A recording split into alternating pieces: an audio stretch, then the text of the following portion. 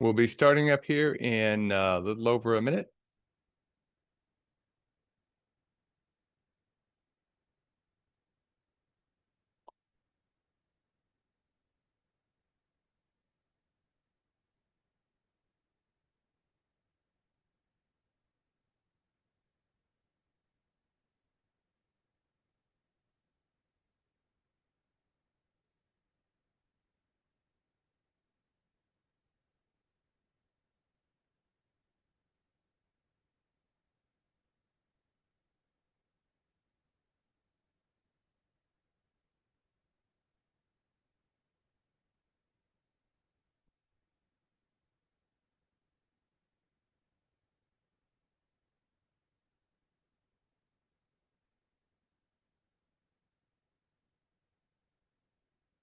We'll give folks about 30 seconds to finish logging in, and then we're going to get started. So,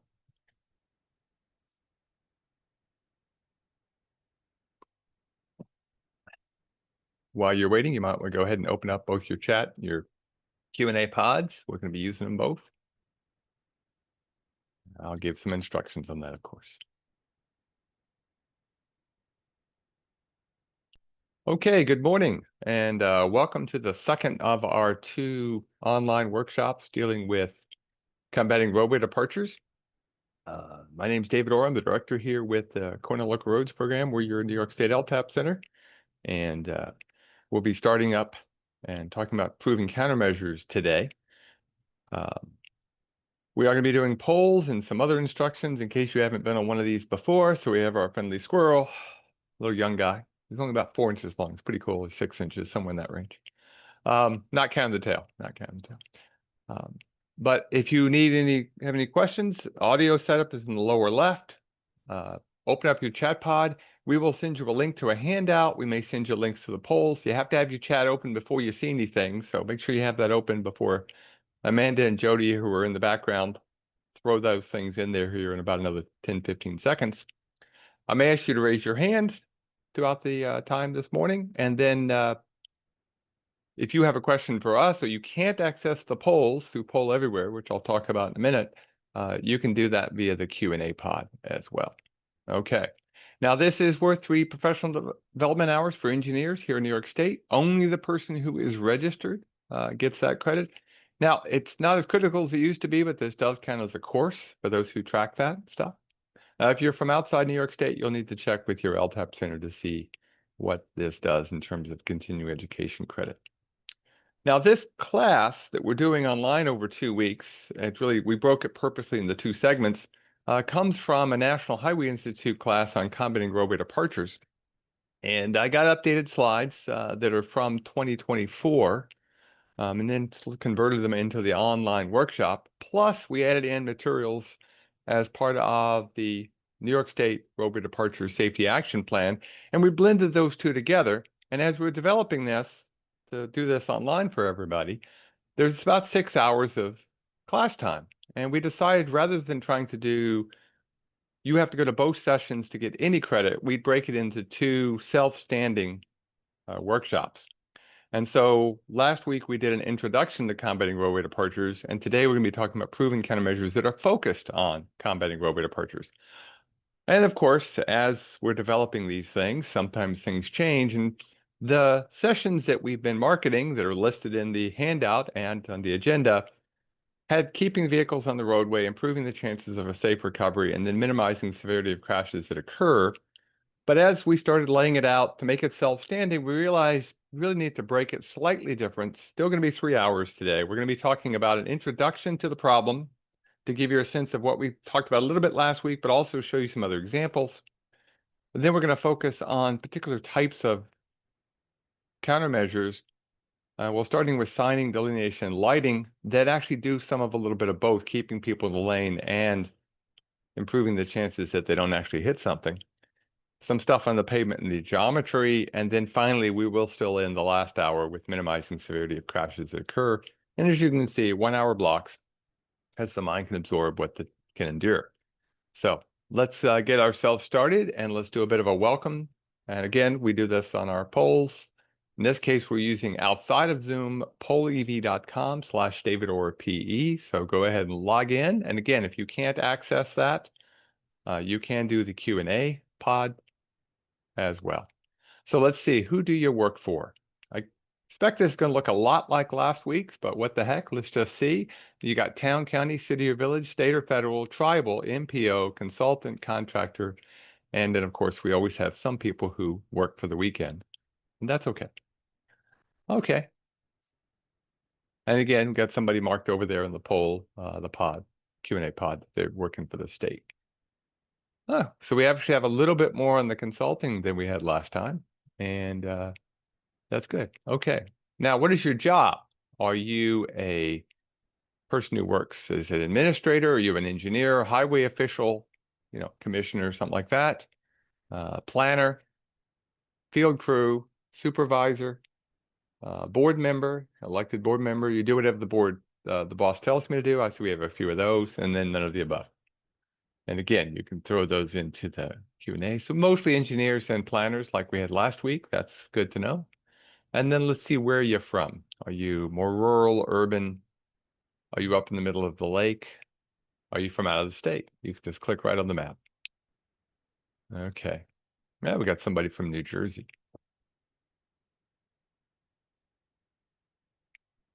Okay.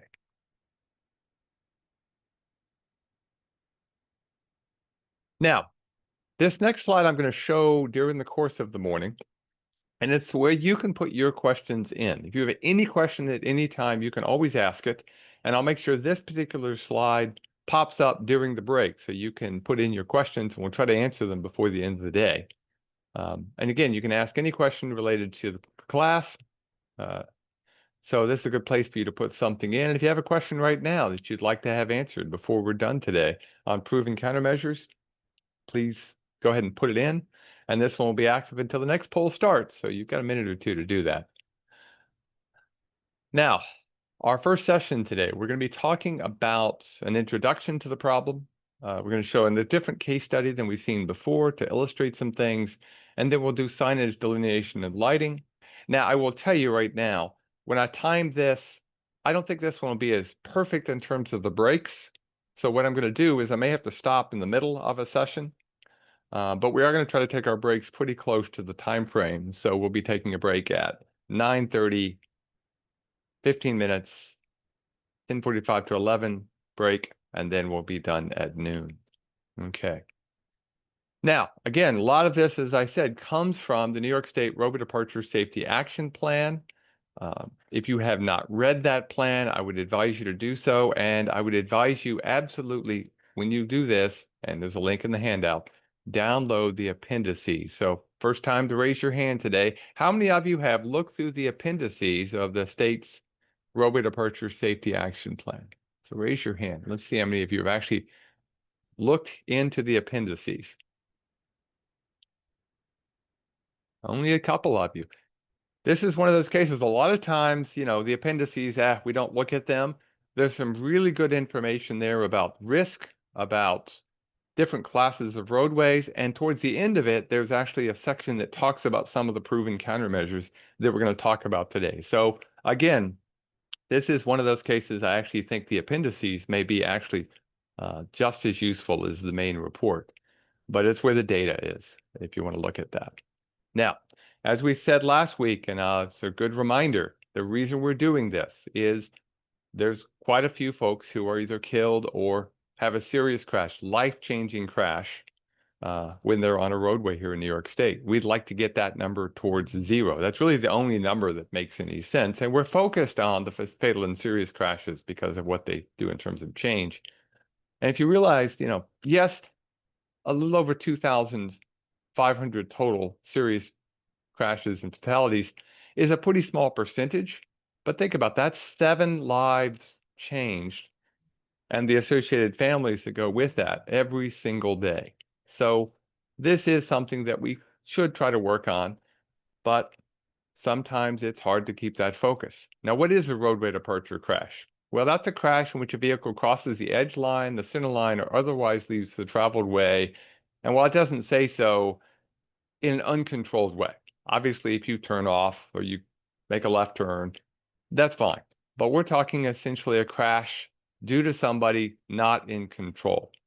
And so the idea behind the roadway departure concept is that we're going to have a series that we're going to continue in circle and go around. So we're going to first keep the vehicle on the roadway. Okay? If you can keep them in their lane safely, that's a win for everybody. Okay? And we can do that with proven countermeasures. And we'll talk about some of those, such as stripes and signs. Then, obviously, if they do leave the traveled way, the lane they're supposed to be in, well, we want to reduce the potential for a crash by maybe alerting them before they go too far, like with a rumble strip, or having a good clear zone. So yeah, they go off the road, but they just wind up into the shoulder and stop. And they don't actually get a crash. Vehicle can just pull back up and keep going. And if they do hit something, or if there is a crash, we want to minimize that severity of the crash. People don't always want to hear this, but I would be glad to have 10 times more property damage only crashes if we got rid of all the fatalities and the serious crashes. That'd be a good trade-off, and most people would agree with that. And we can do that by having good breakaway systems, keeping fixed objects out of the way where people can hit them, and using barriers the right way. Okay, and we'll talk about that. Now, in terms of implementation strategies, if you're developing a plan, whether you're with the state or you're with a consulting firm or local agency, there's different implementation strategies. And one of the things, when you think about it, is we really don't want to just implement one strategy. We want a series of strategies. This all comes back to this concept of the safe systems approach, which replaced the 4 E's that we might have learned in school. So there's going to be a systematic approach, things where you change policies or you create standard operating procedures, and we'll talk about that with some of the proven countermeasures, ones that are more systematic or network-wide kind of things that you can do. We're going to continue to look for hotspots, site-specific things. Okay, those are the terms you might have used. That's a traditional approach. Doesn't have a long-term impact for the whole state, but if there is a hotspot, we should fix those locations because those can make big changes for a lot of crashes that are occurring in a particular area, but there may not be as many of them as you might think. And finally, there's a systemic approach, which is a risk-based approach where you essentially take advantage of the fact that common features might be able to be fixed for low cost, and you can get a lot of bang for the buck. And when you bring this all together, you have a comprehensive overall plan, and that's this concept of the safe systems. We stop siloing. We stop just saying, well, education is separate from engineering, and engineering is separate from enforcement. They really need to all be done together. So a good plan is going to have a mixture of all three of these components to make a comprehensive plan. Now, I want to focus a little bit on the systemic safety. That's one that can be hard to sell, but it has one of the best taglines or best ways to approach it when you're talking with the public. And that is, we can focus on critical locations before a crash occurs. Okay? That's actually pretty good. In other words, we don't have to wait for crashes like you might have to do with a hotspot analysis. We look for common factors and we start applying countermeasures that are correlated in certain locations. Now, to illustrate this, let's look at a county. This comes from the new data sets from the National Highway Institute from 2014. This is Thurston County, Washington. This is the county that contains the state capital in Olympia. It's just south of Seattle-Tacoma. If you look at the end of Puget Sound, okay? And so they started looking at their data, and these are data from 2006 to 2010. Again, you'd probably want a range of data, 4 to 6, years is pretty good. In this case, they had 5 years worth of data. And they started looking, if you look at all roads in Washington state, in terms of fatal and serious crashes, about 33% of them are intersection related, typically more urban, not always, but typically more urban. And if you looked at counties, which tend to be more rural, as you would expect, you start seeing horizontal curves tend to be an area there's overrepresentation. There's more crashes. In fact, Thurston County, even though it has Olympia in it, 45% of their fatal and serious crashes in that period of time were around horizontal curves. Okay? So again, the idea is let's start and look at the low-hanging fruit, and then we can come back later on and reanalyze everything to look for the next cycle of low-hanging fruit. So when they looked at the county specifically, they realized that they had arterials and collectors, which is about a third of their system, 356 miles, and about 726 or two-thirds of the mileage that would be considered local under federal classification. So if you had no variation, you would expect the percent of injury crashes and severe crashes to be the same, one-third, two-thirds. Instead, it was 80-20. So 80% of their severe crashes were occurring on their arterials and collectors, only 20% on the local roads. Okay? So they decided we're going to focus on those first.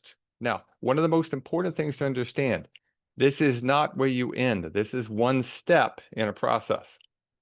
So once you've looked at your arterials and collectors, go revisit those local roads, look at the same risk factors and maybe apply some of the countermeasures there, and you might actually get a pretty big bang for your buck because we know that the local system tends to have a higher overall rate per vehicle mile. Part of the reason you get less crashes is you've got less exposure, i.e. less traffic. But it's a good way to start. And so that's what they did. They decided to focus on the 356 arterial and collector mileage that they had in the system. So this gives them a starting point. They started with looking at roadway departures in horizontal curves on their arterial and collector roadways. And then they went and they collected a whole bunch of data. Okay, data on crashes, data on geometry of the roadway, and started comparing the places that had crashes and these factors that they developed. Okay, and so they developed a whole series of factors that they came up with. Okay, now originally they had, and I got to scroll down to get the right list. They originally started with 19 potential risk factors. They just brainstormed what might be an issue. Speed limits is an example of one that didn't make the cut. Okay, and they essentially found there were 9 factors that actually you could start using them as a high risk or low risk or medium risk. And so the 9 factors they had were traffic volume. That makes sense. Vertical curves. Was there a vertical curve associated with the horizontal curve? Combined together, we know that's an issue, and it turns out statistically it was. There's something called a visual trap. Now, in this case, they defined a visual trap, and you've all seen roads like this, where the road curves to one direction, and yet there's another road going off straight, or it looks like the road's going off straight, the minor road, and that created problems for people. So they call that a visual trap. Was it near an intersection? Road curves and intersections tended to be a risk factor. Wide shoulders. Now, at first you're thinking, why would a wide shoulder be an issue? Well, remember they're dealing with arterials and collectors, and it could be a case where people drive a different way if they see a wide shoulder. Could be a speed issue. The speed differential in the curve, i.e. the difference between the speed limit and that plaque on the sign, came out to be a pretty important factor. Rural collectors tended to have a slightly higher crash rate. Okay, so they actually found that they wanted to focus more on the collectors than on the arterials. Okay. Edge clearance ratings, I'll explain that one in just a minute, what the edge clearance rating is. They had 1, 2, and 3, and the 3s were the critical ones. I bet you can figure out what that is. And then winding roads, roads that had a lot of curves, short spaces of tangents between the curves, ones that would probably get the multi-curve sign, would tended to be places where we had more serious and fatal crashes. Hey, okay, so you got these 9 factors. Now, just to illustrate the edge clearance concept, okay? What they did, they had edge clearance. One edge clearance, a 1, is one where you've got a shoulder and plenty of room, a proper clear zone. That's edge clearance 1. Edge clearance 2 is no shoulder, but you still had a pretty good space off the edge of the roadway, a moderate clear zone. So if someone went off the road, there weren't fixed objects that they would be hitting. And finally, edge clearance 3 is no shoulder and fixed objects pretty dang close to the roadway.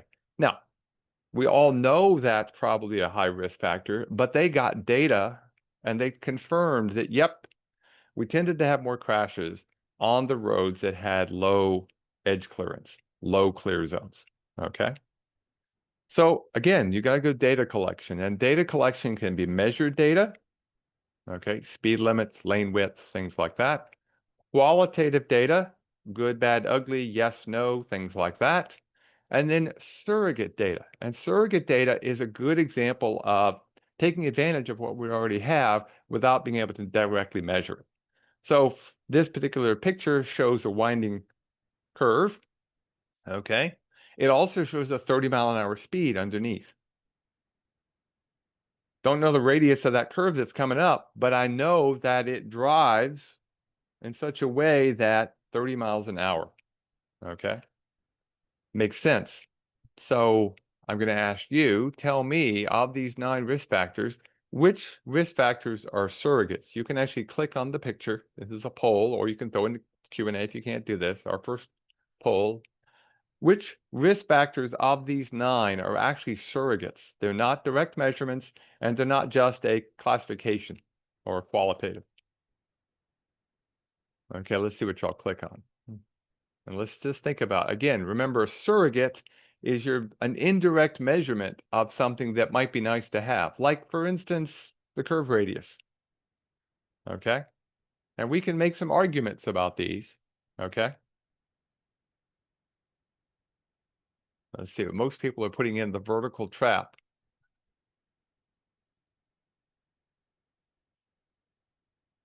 Interesting. Now, traffic volume would definitely be a measured thing, counting vehicles. Okay? So that's a measured thing. Vertical curve, that's going to be a yes, no kind of thing, qualitative. Okay? Visual trap, it is on that margins between the two. It's a yes no situation, but it does act as a surrogate for something that's confusing. Okay. Intersections, it's a yes no, that's good. Shoulder widths, that's obviously measured data. Speed differential curve, that one absolutely actually is a very good example of a surrogate. It doesn't tell you the radius, it doesn't tell you the super elevation, but it actually gives you a combination of how that curve drives. Does it drive fast or slow? So that's actually an excellent example of a surrogate. Rural collectors, again, that's just the qualitative yes, no, a ranked thing. Edge clearance also is just a ranked thing. It is a bit of a surrogate for the width of the clear zone, but it's probably more of a qualitative. And then finally, windy, again, is on that margins. And it's why I don't get hung up on it too much. It's somewhat a yes no kind of thing. Is it windy or not? But it also is a surrogate for if you got a lot of curves back and forth, it's going to be the kind of road that's got a lot of issues in terms of radius or even the width of the things. So again, just something to think about. And you actually probably have more data than you think. Now, what they did in Thurston County is they realized, once we're done, let's pick 5 low-cost countermeasures. And I want you to look at this list and think about it. There's no paving. There's no rehabilitation of the roadway surface. They literally focused only on things that you would do quickly and cheaply. Chevrons and arrow signs around corners. Putting up larger signs in places where it might be needed. Adding rumble strips. That's the only time they're touching the pavement. Okay? In certain locations. Barrier and edge delineation, and matching that up with what they've got. And then putting extension lines through intersections that occurred in curves or where you've got a visual trap. Just 5 countermeasures. They actually did add a 6th. We'll show that in just a second. But 5, they found 270 curves that had high numbers of risk factors. They applied those 5 countermeasures where it made sense, and they applied for funding. And they got it. So they started to apply these monies, and again, whether it was local monies or they got them through HSIP funds, they were able to apply and only put in 1,500 signs, 28 miles of wide stripes. They actually went to some cases as wide as 8 inches or 9 inches, 65 miles of rumble strips, and in some cases rumble stripes, and we'll talk about the difference here this morning. They had focused on 35 intersections that were either visual traps or occurred in the curve. So they actually put dots in what's called an extension line through the intersection to help people get around the corner. They didn't actually realign them yet. Yeah, they might need to someday, but they started with the low cost, low hanging fruit. 75,000 lineal feet of their rail systems they marked with either delineators that are bolted on or actual just reflective tape within the rail. 30,000 reflective pavement markers. Yeah, that'd be hard for us to do in snow country, but again, think what works in your particular area. And then they did add on 2 miles of barrier in places where they had issues and none of those other solutions really were going to fit. So they did wind up adding in about a total of 2 miles of additional rail. And just by the way, if you're wondering, these are big counties, remember. Okay, they have a lot of mileage.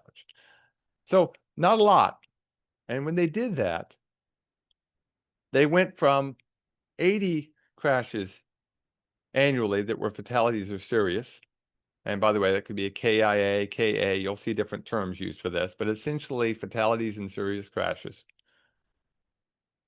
Down to just over 50, a 35% reduction. Okay. By putting in some fairly low cost things. Okay. So that's the idea. In this case, very much focused on a systemic or risk-based approach. But as they were doing it, they did find a few locations where they needed to apply more of a hotspot or traditional approach. That's where the rail got added back in.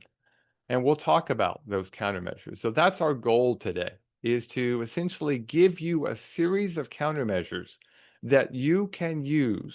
And we're going to focus on these three areas: signing, delineation, and lighting, pavement and geometric changes, and then what do we do to minimize the severity of the crashes that do occur? And so the goal is to have which countermeasures? Well, you want a list of ones that you can apply that make sense here in New York State or even in your part of the state. And then you're going to choose the ones that give you the best bang for the buck. Okay? Now, before you get started, the absolute key to do all of this is you got to have good inventory, which means you need to have good data like you could get from Clear. You might want to look at the radius of the curves, the width of the lanes, looking at all of the various issues. And when you actually go to apply the countermeasure, you're probably going to need to even get better data, a really good example of what's actually on a particular site, and maybe even make some small modifications. Now, by show of hands, get ready to raise your hand. How many of you feel you have a good inventory of all the safety data that you need? How many of you think you really have a good inventory? Yeah, a few of you. Those few of you who do, congratulations. You are well ahead of the game. Start simple. And again, start looking at the low-hanging fruit. And if you start looking at a map like this, you can get a pretty good sense that, yeah, I bet I know where the problems are. The funny thing is, you may not find crashes correlated with the spots that look like they're problematic. That's actually one of the challenges with safety studies. That's why the systemic approach is so popular. Let me just show you as an example. Now, this is not an actual site, but I can see people know this sharp corner down here is a problem, so they don't have, there's not a lot of crashes down here, except maybe this tree that's in a bad spot. Okay? So you might find no crashes just because people have learned certain things. But if you start looking at your whole system, you may realize trees close to the road, sharp corners, weird intersections, those are places for hotspots. So start with a good inventory. But what I want to give you today is possible countermeasures that you can use, and we're going to give you proven ones, ones that have already been shown to be effective. And if you apply for federal or even state aid, they're already in the list, so you don't have to prove them. You can just start to use them. Now, I'm actually going to use the slide format to start each one of these that comes from New York State DOT's Roadway Departure Safety Action Plan webinar. I like it. It illustrates things really well. It reminds us to think about this concept of keeping vehicles on the roadway, reducing the potential for the crash, and minimizing the severity. And then we can think about, for each of these different countermeasures, what kind of crashes are we going to be able to reduce? Okay? Are they good for head-on crashes where people cross over the center line, which could include a sideswipe kind of thing as well? A rollover crash where the vehicle rolls over, which we know is a major issue, helping people from hitting fixed objects. Just an add-on is, does it help you at night or not? Now, again, some are primary, some are, not as critical, but do they help at night? And then finally, are they good on curves, or tangents, or maybe even both, depending on the items? And as an example of why I want you to open that appendix up, there's a table in the back, which has a selection matrix, which has, by the way, a lot more data in it than I'm showing here, so that you get a font that you can actually read. But it talks about the crash types, of the locations, and gives you a range of cost. And if you want for a first cut, just look for the ones that are low cost. And Federal Highways information has some similar stuff in terms of starting cost. So maybe you don't focus on widening the shoulders to start. Maybe you don't worry about dealing with putting up barriers until you've taken care of the low cost items of markings, delineations, rumble strips, things like that. Okay? So that's a way to look at it. And here are the countermeasures we're going to look at. We're going to look at, again, lighting, delineation, and signage to start. We're going to then talk about pavement and geometry. And then we're going to finish with reducing the severity if a crash occurs. Now, this is the list of eligible countermeasures that are in the roadway departure world. Local road safety plans, which we talked about last week. We actually have a webinar that's recorded on our website. We're not going to get into that one too much just because of time, but if you don't have a local road safety plan, you really should have one if you're dealing with anything. In fact, there should be a state plan, and that's part of what the roadway departure state plan is as well. Okay. So let's get started, and we're about where I wanted to be. So we're going to now switch gears, and we're talking about the countermeasures themselves. Okay. So we're going to deal with signage, delineation, and lighting. And this picture is a perfect example of things we can think about even when we're dealing with something that seems obvious. That's a blinking light for a school zone. It's 20. Now, I apologize. I don't have in the toolkit a better picture, but look real carefully, squint at the screen, and you'll notice, and I'll circle it. Let me get a color that you can see. I think the yellow will show. If you look behind right there, where I just made a circle, is white. That is a concrete pillar. So these things are mounted on a concrete anchor that goes down below the frost line. That's good. So it survives and doesn't move and heave. But that needs to be low enough to where it doesn't become a fixed object in of itself. In this case, it was up over 3 feet in the air and obviously needed to be redone so that it's not too high. Okay. So think about that. There's always that magic overlap. So we're going to start with centerline markings. Okay. Centerline markings keep vehicles on the roadway. Okay. They're certainly excellent for head-ons. Okay. They're actually not can help a little bit with rollovers, especially in curves. Um, reduce the chances of fixed object because you keep people in the lane. Okay. And obviously they're good at night and they're good on curves and tangents. And here's an example of a centerline marking. And of course, if we add in an edge line marking, maybe it's not as good for head-ons, though it turns out actually not as bad as you think. Um, obviously great for keeping the vehicle on the roadway, so they're primary for dealing with rollover crashes. So let's talk a little bit about the pavement markings. And again, this is a proven countermeasure at both the state and the federal level. And we've already seen the visual effect of lines. Here, visually, we've removed the center and edge lines, and yet the tangent. But that roadway is a lot easier to drive if it's got those markings on it, okay? And so we know lines have value to them. Now, we talk about nighttime and daytime crashes. To me, the hardest time for me to drive these days, and I'll admit I have actually stopped, made sure I've had my dinner during this period. Some call it the blue period. It's that period between daylight and dark. To me, that's actually one of the hardest times for driving because you don't get a lot of light from the sun.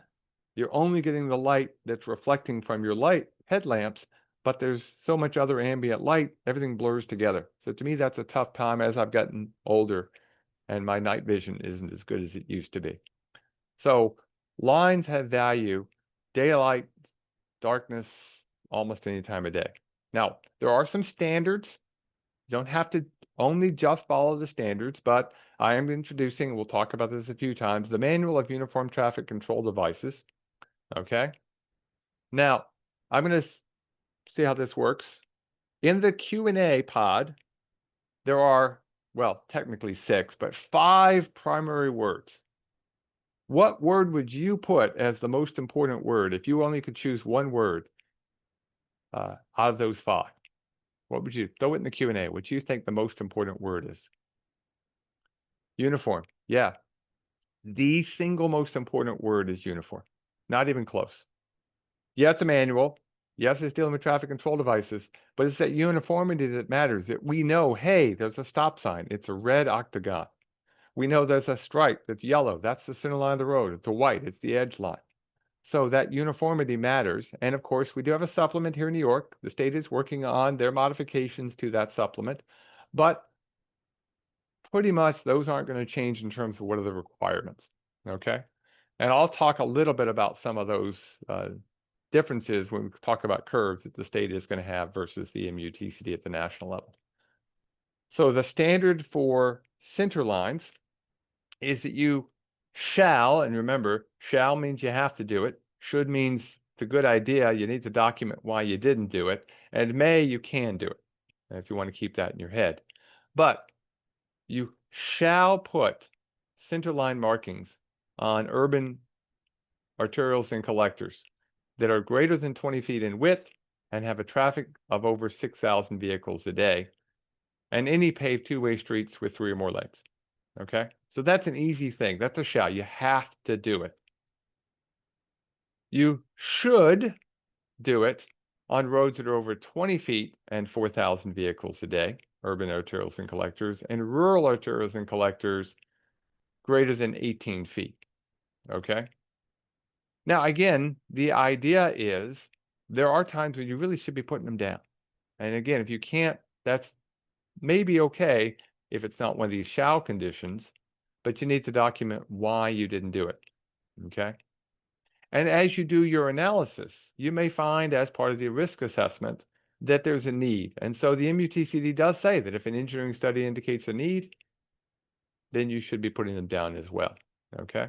Now, I will tell you, one of the biggest challenges that exist, and probably more so for the local agencies than for the state, but the state is still an issue, and that is they got to be maintained. There is a standard for the maintenance.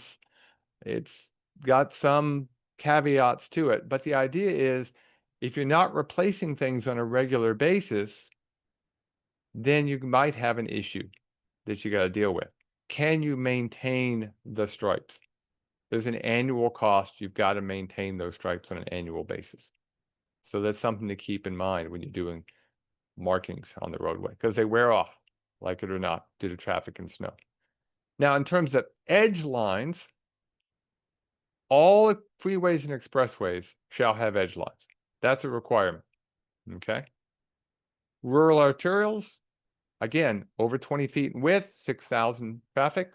And the should comes into play for rural arterials and collectors above 3,000 vehicles a day. Now, just ask yourself the question, why do they have 20 feet for width?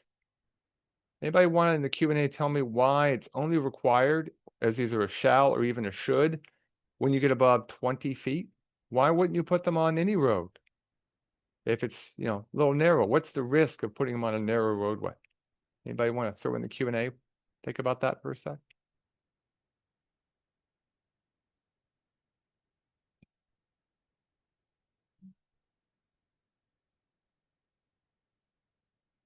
I'm making them think. Running off the road, minimum lane travel lane width. Yep. Okay. Here's the problem. Here's a picture. Now, this is a road that only, there we go. People will tend to go to the center. So here's a picture of a road here in the city of Ithaca that only had edge line stripes. That was a time when that was not allowed. It is currently allowed. You can just put an edge line stripe. If the road is too narrow, though, what people tend to do is they get pushed towards the center and you actually increase the chances of a head-on crash. Okay? So you definitely want 20 feet minimum between those stripes because otherwise people will tend to get too close to each other. They tend to not want to drive on the white line. So that's something to be aware of if you've got a fairly narrow stretch of roadway. That's why you don't put them down if the roadway is too narrow. Okay, so again, just something to keep in mind. Now, if you're not sure whether it's a arterial collector or local under the federal designation, now, NICE keeps a very good functional classification viewer. You go on, you can find all the roads that are different classifications. So this is near Buffalo, and you can actually see very easily the freeways and interstates, they're in black. You can see the arterials that are in red, the collectors in blue, there's other arterials in green. In other words, you can figure that out and then decide what the requirements that you've got to have. But whenever I'm talking about a standard, I always tell people the standard is the minimum. You can always do more. You know, if just meeting the standard, sometimes we should think about that and do a little bit more. Now, are wider edge lines better, for instance? The standard is 4 inches, okay? There was actually a talk about making a 6-inch wide stripe, making that the standard. Well, it turns out they decided to leave it at 4 inches as the standard, but you can go to 6 inches. And is it worth it? Well, let's just think about that for a second. If you haven't been to the Roadway Departure Crash Modification Factor Clearinghouse or CMF Clearinghouse, I would advise you go there. Go look at it a little bit. And you can actually search for different factors. In this case, install wider markings without resurfacing has a crash modification factor that's pretty good, but more importantly, it's got 4 stars. Remember, I told you, if you can't read the report, only use the ones with 4 and 5 stars. They have a star rating in there. And that talks about error and talks about how good the factors are in the study itself. Not saying the others aren't valuable, but if you don't have time to read them, don't apply the ones that are lower unless you really like taking risks. Now we'll blow those numbers up so you can actually read them. This particular study was for principal arterials and rural multi-lane roadways. So it does have a limitation. It's not quite matching up with the pictures, but just to illustrate this, what it has is a crash modification factor of 0.78 or a reduction value of 22%. So if you had 10 crashes a year, you would expect that you drop that down towards 8 crashes per year for the fatal and injury crashes. Okay, that's pretty good. Now, it has a pretty small error too. So even in the worst case scenario, you'd still get some reduction. So that's probably not a bad thing to think about. So again, you might want to go above and beyond the standard in some cases. Maybe look at certain roadways where you apply a slightly wider width. Now, Missouri, they did a study. They looked at their system, the state of Missouri, and they did not stripe any road that was under 1,000 AADT or ADT or vehicles per day, or pick your favorite acronym. And they did a study and they looked at crashes over a 3-year period from 2005 to 2007. And of the roads in that category, that's about 35,000 lane miles. It's rounded, yes. They found there were about 339 fatal crashes and 300 with a disabling injury. Now, if they look at the slightly higher volume, okay, of 13,000 lane miles with 400 to 1,000, 2/3 of your fatal and serious injuries were occurring on those roadways. In other words, probably due to exposure, probably just because there's more traffic, more opportunity. Those tended to have the overrepresented sites. May not be higher probability, but higher exposure, 2/3. So they decided to focus on those. And so they did stripes on 73 routes in 2009. And that's quite a bit of mileage. And yep, at, anywhere from, $500 to $600 per lane mile to stripe both sides, that's a little bit of money. But think about it. If we look at the before and after data, we see a huge decrease. Okay, now before I get into the results, just, did you hear me what I just said? Are 6-inch pavement markings required in the new MUTCD? Yes or no? Yeah, they're not required. Very good. They're not required. But here's the thing. When they did this, they found a reduction of about 25%, more than paid for itself. okay? The idea is you really want to think about doing the low-hanging fruit, okay? And now they stripe their roads down to 400. They've added them in. They've even looked at some beyond that. So again, think about going in and looking for places where there's overrepresentation and look for low-cost solutions, but there may be a long-term cost to it. And by the way, it's now a systematic, i.e. system-wide, to put in stripes, not 6-inch, 4-inch on their system, okay? So again, I'm a big fan of stripes, but you have to be able to maintain them and think about where you're going to be putting them in the system. Now, there are additional pavement markings you can put down. Now, again, you're not going to put this everywhere. This is very unlikely to be a system-wide standard operating procedure kind of thing or policy.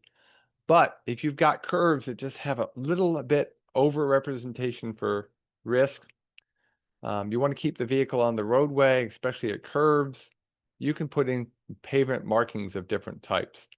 One that we don't always think about, but it actually can be very effective, is to just put markings on the roadway. These are always supplemental to existing signs, okay? There's always something in addition to that, okay? So you would still have the curve sign. It's behind where this particular photograph was taken. By the way, there's a good question in the Q&A, and please keep putting your questions in. Do we have information regarding the pavement marking materials? I apologize. Today we do not. It's just a matter of time. We just have 3 hours together, but marking materials do matter because how long they're going to last, okay?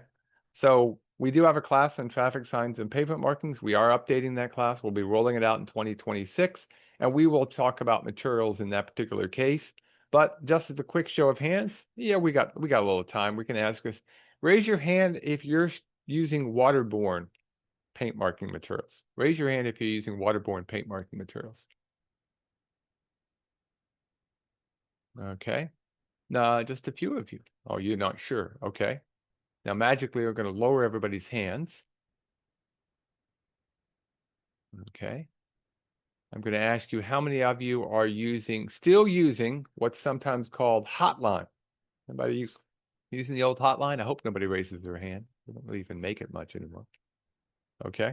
And then how many of you are using some of the newer polymer-based paints? Anybody using the polymer-based paints? Nobody's using them yet. Oh, got one or two. Okay. The point is there's several different types out there. Some of them have, they're good from an environmental standpoint, but they don't maybe last as long as we'd like.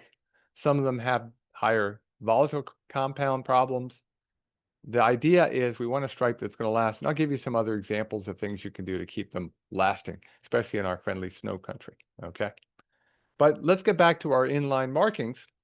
And now in terms of inline markings, Pennsylvania found that they got about a 33% crash reduction or about a 0.67 for the crash modification factor when they put in inline markings like this, where they actually put the word slow. And again, always a supplemental because we know they may be covered with things.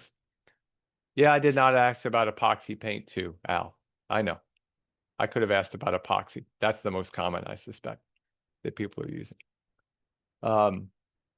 But you might want to look at that as an option. Again, in places where you're having risk problems, you've already tried delineation, you've already tried the stripes, and you want to try something different before you spend the money on the pavement repair itself. Okay? Now, has anybody ever used optical speed bars? Raise your hand if you've used optical speed bars. Oh, we got one. Just one. Okay. Again, this is the kind of thing, probably not in your first pass for your safety improvement, but it's a good one to start with. Pavement reductions are actually now part of the MUTCD. They were proposed. They are now in the MUTCD. And here's the way they work. They actually are not evenly spaced. You actually get them closer and closer and closer together. And so it's visually, your brain says, I got to slow down. And while the MUTCD shows them stopping at the beginning of the curve, if you read the literature, you actually want to go into the curve a little bit with them. to help people slow down. It helps people think they're going faster than they really are, and turns out to be fairly effective to slow people down. So that's actually not a bad thing. Okay. So let's just ask the question. If you want to do something like this, what would be a good location? Got any ideas of a place where the optical speed bars might be a good idea? Any examples of that? Blind curves and hills. Yep. Sharp turns. Yep. Mm-hmm. An approach turn. One that you probably have them, but you may not remember that you've got them. If you've got a spiral curve as opposed to a flat curve, uh, those sometimes cause people problems, especially if you've got a multi-compound curve. Those can be even harder. Okay. Low visibility over a rise. Start thinking about where those things might be effective. And again, that might be something you only use after you've already done other treatments. But it is something to think about, and it can be very effective in certain locations. Okay. Now, this is one that's not in the list of the Federal Highway Administration's proven countermeasures, but it is in there and it's available. The state put it in the Roadway Departure Safety Action Plan, and that is to actually make a little tiny groove and put your markings in the groove. Okay. And they want to focus on the more urban interstates, but the state thruway uses them pretty much all over the place. Okay. Obviously, it's good at nighttime. It's good for tangents. It's also good for curves. It's marked as being good for tangents, but really good for curves as well. And I don't have a real good close-up picture of what's happening here. This is actually a mumble strip, the form of a rumble strip that's very, very shallow, but it illustrates the concept really well. And that is you do a very thin groove in the pavement, and then you put your marking on it. And usually they're a lot smoother than this particular one. In fact, here's a picture from the New York State Thruway, and that marking actually is grooved in. Okay, it's only 1/10 of an inch deep. They use 20 mil spheres, so they're obviously not proud of the surface, so a plow's not going to damage them. And they found when they did a study, they got 5 years out of a line. All of us would love to have 5 years of a traffic line, whether it's hot, epoxy, or even some of the newer polymers. 5 years would be great.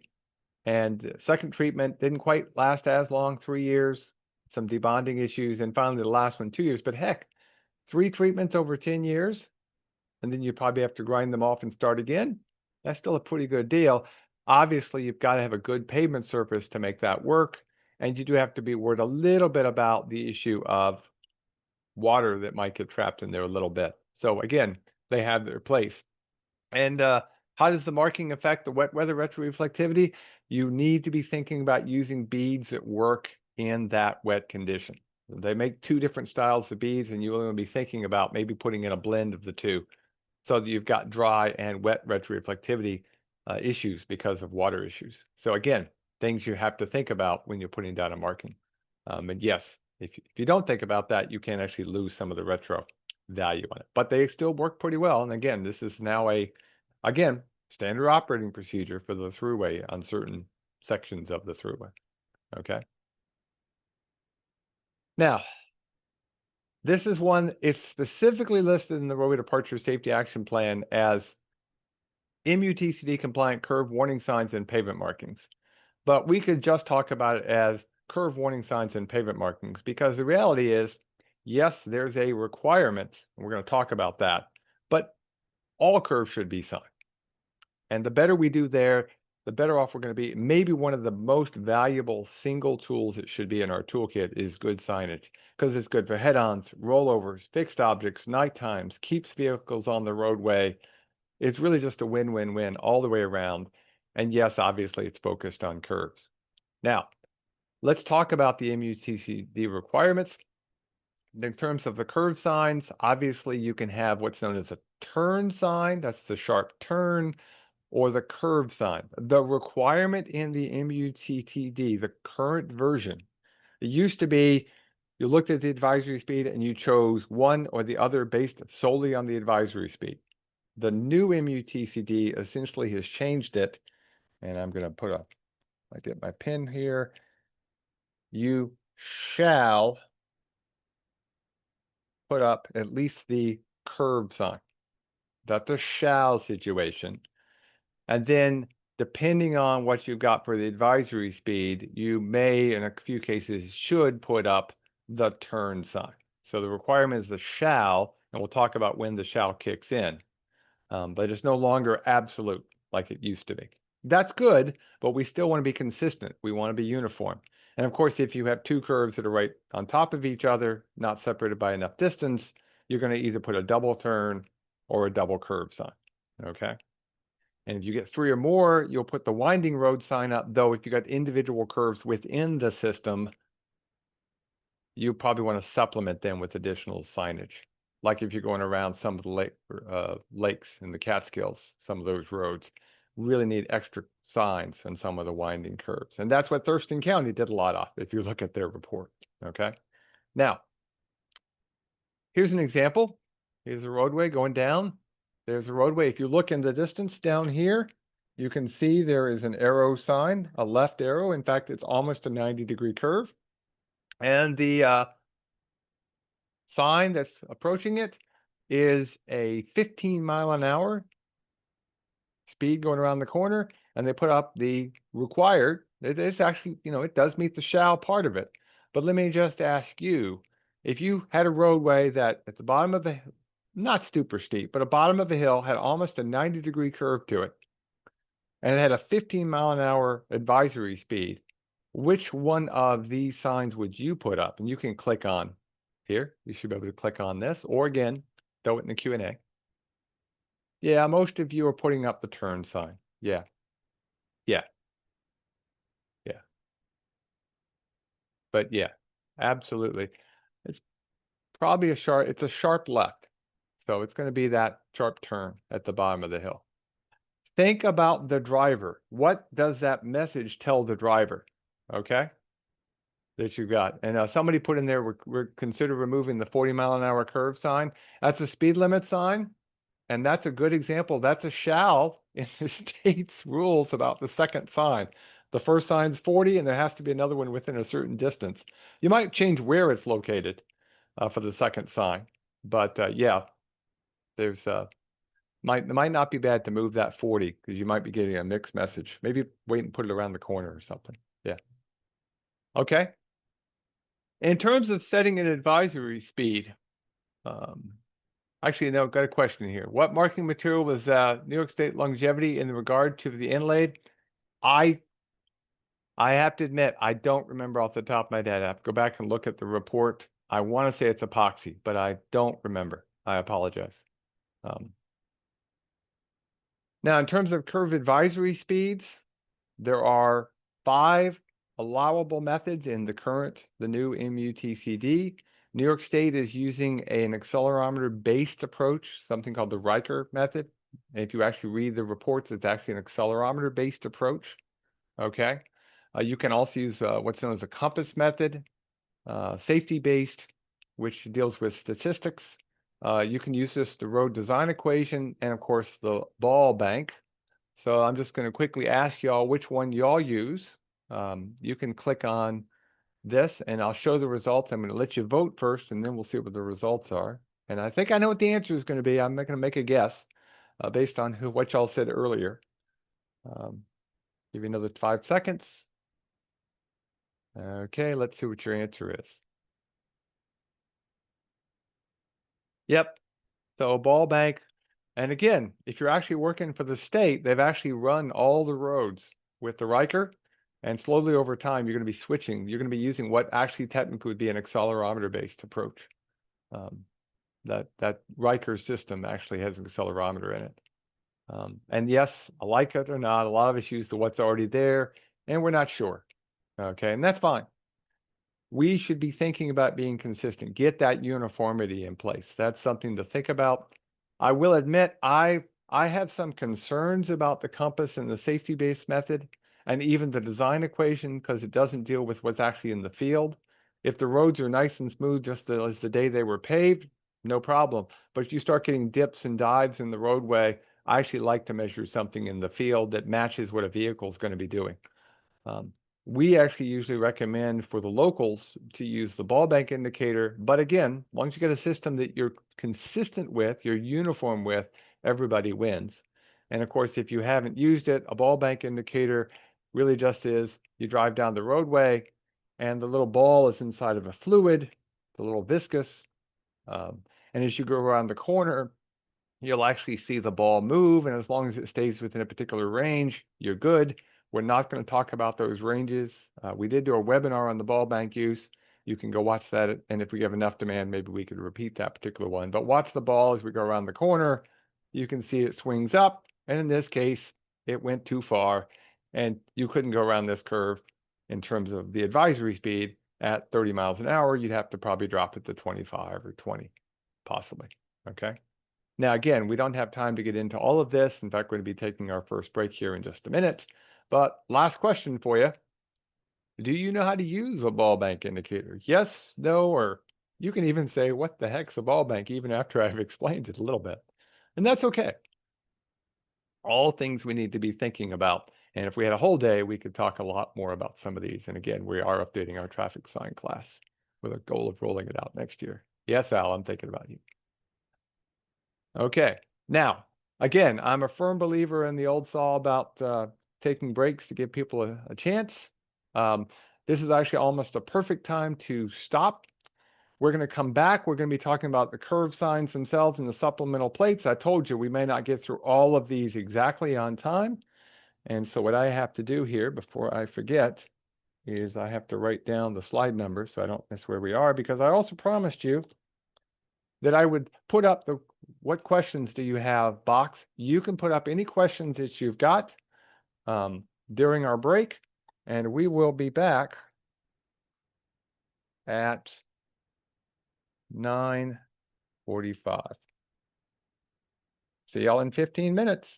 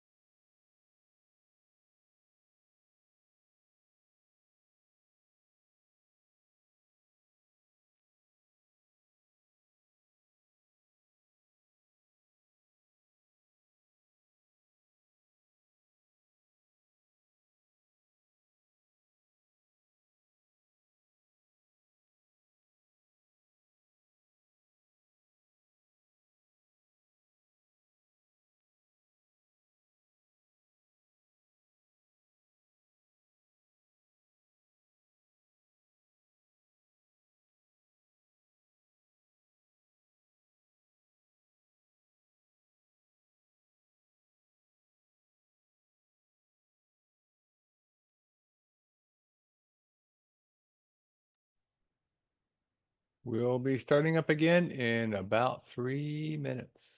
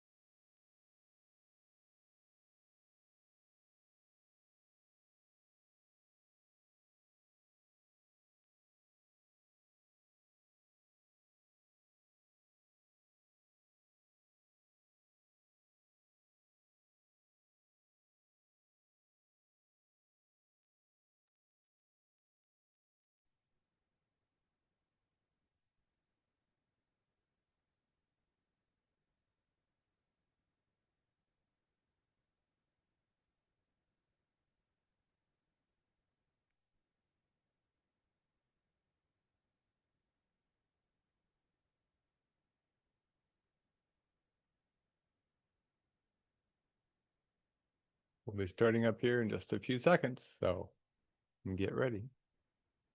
I'll answer the first question here too while we're going here. So someone asked the question before we get back to the proving countermeasures about a book called Killed by a Traffic Engineer. Um, it's an interesting read if you haven't read it before. Um, I would say the person has a viewpoint. And actually, it illustrates to me the reason why we're actually huge fans of what we call road safety audits or assessments, where you get a bunch of different viewpoints and you start looking for commonalities. I think there's actually a lot more we can do by getting people together and communicating. And that's where the concept of zero uh, deaths towards vision zero, even the safe systems approach, and of course, complete streets all overlap and merge with each other. And it's a balancing act. And there's no nice single answer to some of these questions. They're complicated, but we need to do what we can do. And there's actually quite a bit we can do by doing some right things. So again, if you want an interesting read, just make sure you read it like a lot of things with a person has a particular viewpoint. There'll be others on the other side. If you want some fun, by the way, look for I Hate Traffic Calming or I Hate Speed Bumps. That's a website. Similar kind of thing. People have a viewpoint. So I'm a middle of the road guy. Always have been. Okay, so let's get back into what we were talking about and look at my slide number. We were talking about, hey, you're going to be that way, are you? There we go. We're talking about curve signs. Okay, so we want to finish that discussion up. And again, just as a reminder, when do you need to have that curve sign and when do you need to have that supplemental plate? And yes, that curve sign that's there, it looks like it's the wrong sign for this curve. It is. It's actually a sign for the next curve. but it does illustrate where you place them matters. We don't have time to get into that today, but a very important point to make sure you put the signs in the right place. Now, the National MUTCD has put in standards for what you have to put up.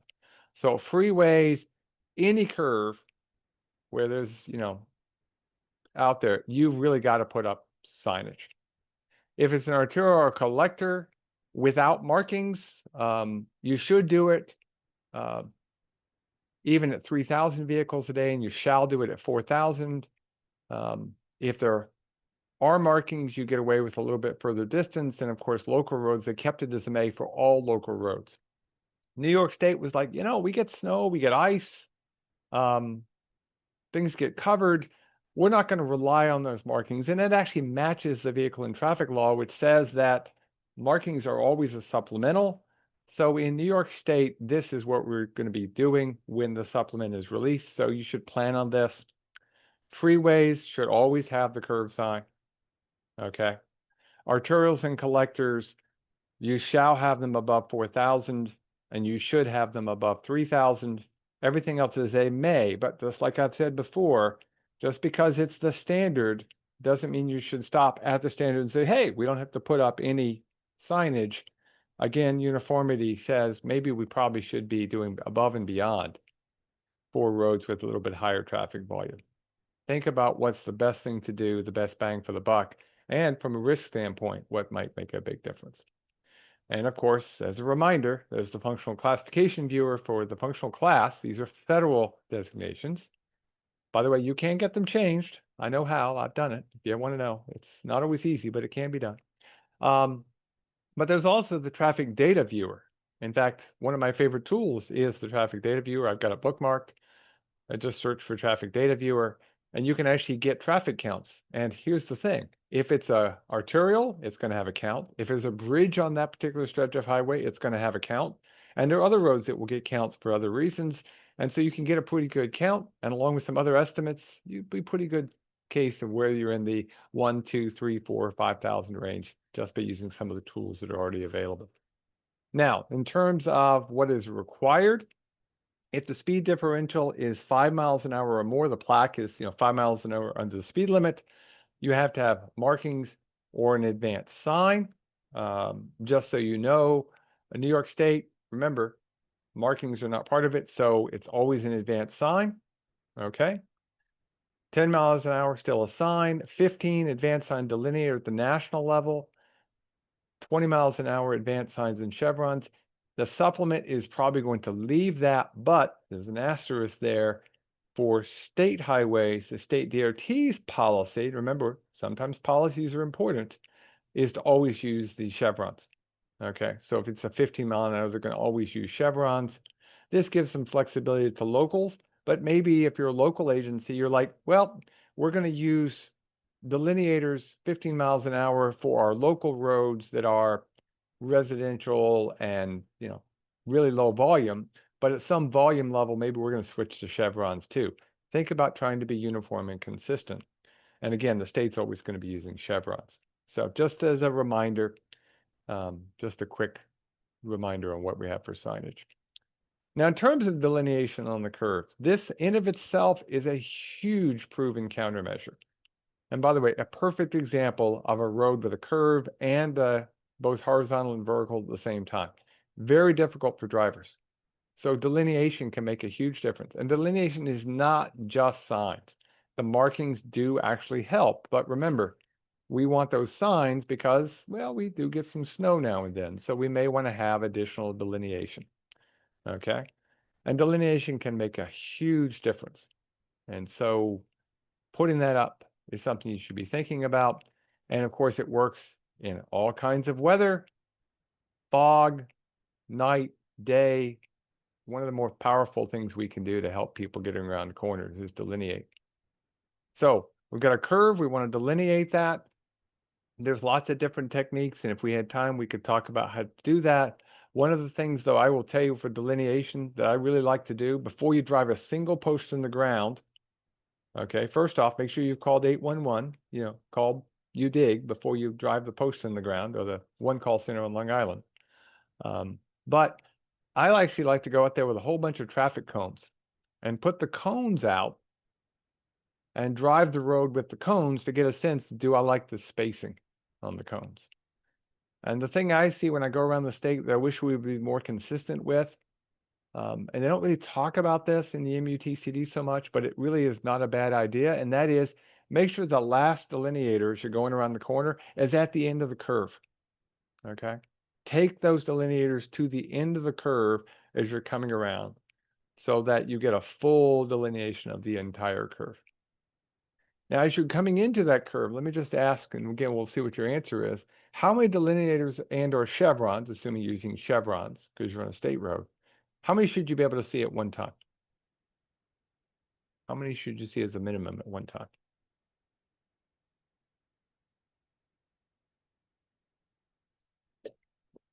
We got a 3, we got a 1, we got a 2. I got a 2 over in the left. Depends. You can see more, but the one that's getting bigger is the right answer. You really want to always see 3 delineators. And the reason is the brain can't really give you a sense of the radius if you can only see 2. It's a straight line. 1 certainly doesn't tell you much at all. So minimum of 3 to help you out. And you can actually cheat a little bit and shorten the spacing, just like you did with the optical bars, to make that curve look a little bit tighter. People sometimes will do that or change even the sizing. But you want to always see at least 3 delineators as you go around that corner. And so as you go back here, oh, went the wrong way. You know, you can see here, I can see 4 in this particular case. We can see 5 in this particular case. Really does help define that curve. So you really want to have at least 3 delineators at all times until, of course, the end of the curve occurs. Now, you can do some advanced curve signage, okay? These are additional above and beyond the existing signage. We're going to come back to this picture in a minute, but this again, just like anything else, is probably not your starting point. This is probably your second round when you've already done the other low-hanging fruit of standard signs and delineation and markings, but there may be hotspots or places where you want to think about this. And it can include things like a blinking sign like you see here that's solar powered, a blinking sign that flashes when the vehicle's coming up on it and gives them good information. But it could just be things such as putting up double signs. Just like you did a double stop, you put up double signs. Uh, Bigger signs, brighter signs. Go above and beyond is something to think about. Add that to your toolkit. And again, that's the kind of thing that might really be helpful in particular locations, and maybe you want to have a decision tree on when you use those things. Now, you can also have flashing beacons and driver feedback signs. And I left this in here, this particular picture, even though it's not obviously a curved one. I just want you to realize some of these things are good for intersections and pedestrian bicycle issues as well, which are the other Federal Highway Administration focus areas. And those advanced signs can be dynamic, okay? And so you get a thing that flashes at people. There's all kinds of fun things out there that are out there. In fact, I'm going to show part of a video. It's from TAPCO, and since they let the video be shown, we'll have their name. But there's different brands out there that exist. And just want you to see what happens with these dynamic signs that are actually flashing. You can actually see them as you're going around the corner. Okay, you've got the advanced sign that's flashing. You've got the signs going around the corner that's flashing. So that can be very helpful. I'm going to skip ahead a little bit so you can see what it looks like at night. Okay, this is part of their intro to it. So hang on, let's wait till it comes back just a little bit more. Now watch as this vehicle goes around, and you can see at night really gives you a strong sense of what's going on. So that's something to think about. And if you drive a road like that, that can be very useful. Okay. Of course, you want to think about your spacing. That can be very helpful. As you can see going around the corner, how such a sign can be very helpful for you. Okay. And of course, you can even put up speed feedback signs. That's fine. There is some risk. Do you maintain them? What happens if they break down? So these are always considered supplemental to the fixed signs, because what happens if you get a electricity problem, or the sign failed. So you really want to think about that. Now,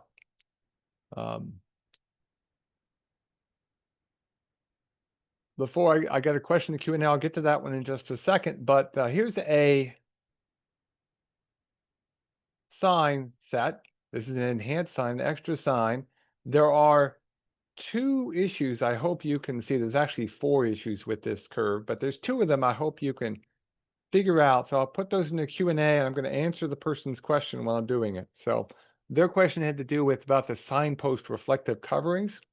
And I'm even going to draw on here just to illustrate what he's talking about for those who don't know about it. What he's talking about is sometimes called the lollipop, where you actually put a reflective stripe here to help enhance, make the sign more higher conspicuity. By the way, the MUTC says you can do it. It has to be the same color as the background of the sign, okay, with a couple of exceptions. So therefore, it's going to be yellow for yellow and black, like we see here. It would be red and white for stop signs and yield signs. And it's required for railroad crossings. It's a shall for railroad crossings. There are some studies that show those work, but, and this is actually a problem, if you use it on every single sign, it gets lost. So you may want to think about using those at higher risk locations, okay? But once you in the Q&A to tell me now, what are the two problems you see here?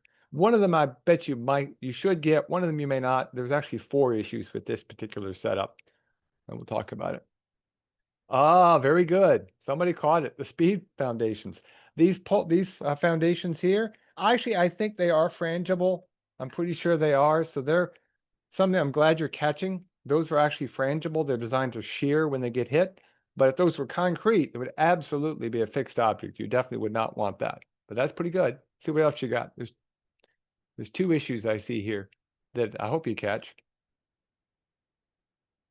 There could be too many signs. Sign pollution can be an issue.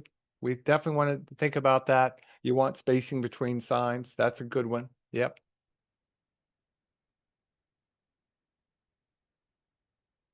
Think about going around the corner. Shouldn't you have one more sign here?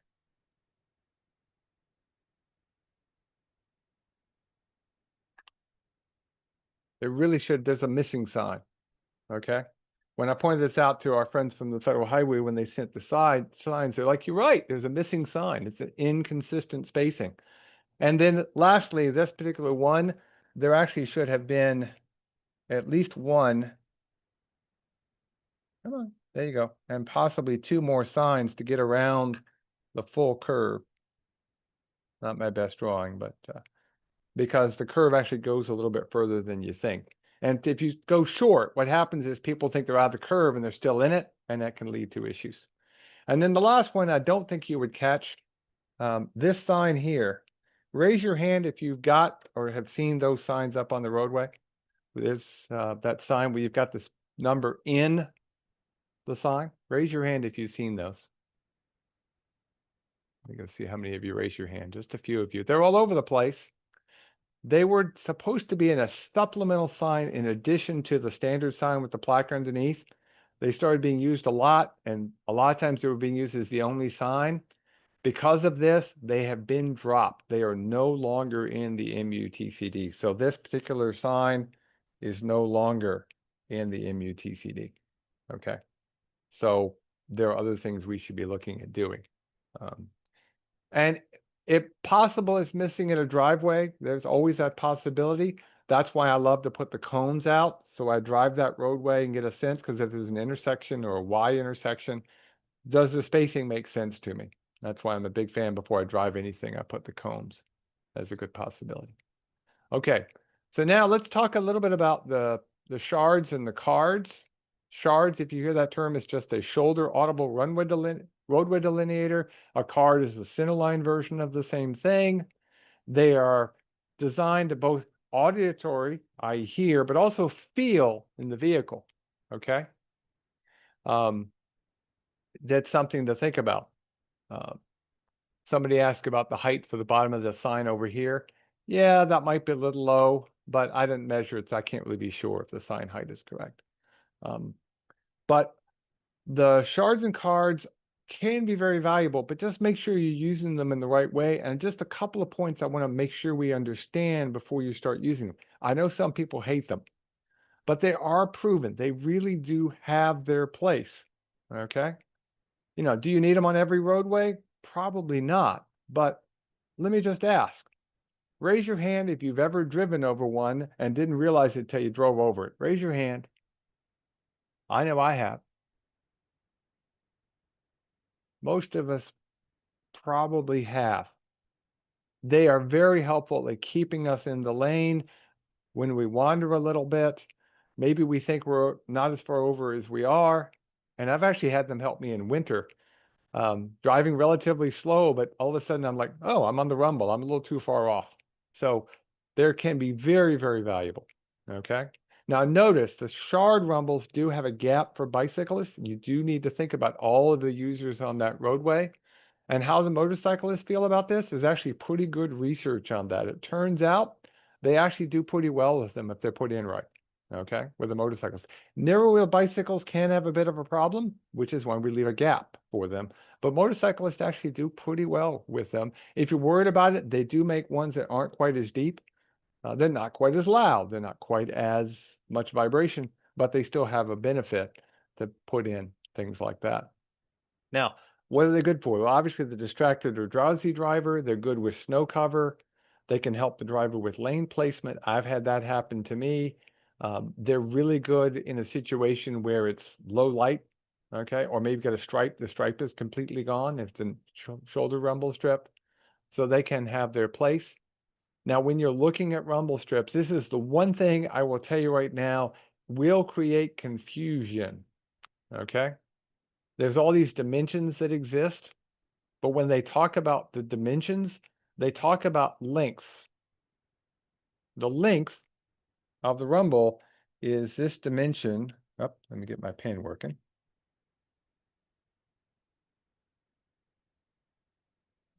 It's this dimension right here. You and I would call that width, but they call it the length of the rumble because when you install them, typically these days they're ground in. So it's the length of the grinding. So they call that a 12 to 16 inch length for a shoulder rumble. An edge line rumble might be down to 8 to 12 inches. Okay. And let me get rid of the marking there. Okay. In fact, some people have put down as low as 6 to 4 inch when you got limited space. So they length really is what you and I would think of as the width, just something to keep in mind when you're looking at descriptions. Make sure everybody's on the same page and you'll be fine. Now, some agencies purposely will grind their rumbles in and then put down their stripes. Okay.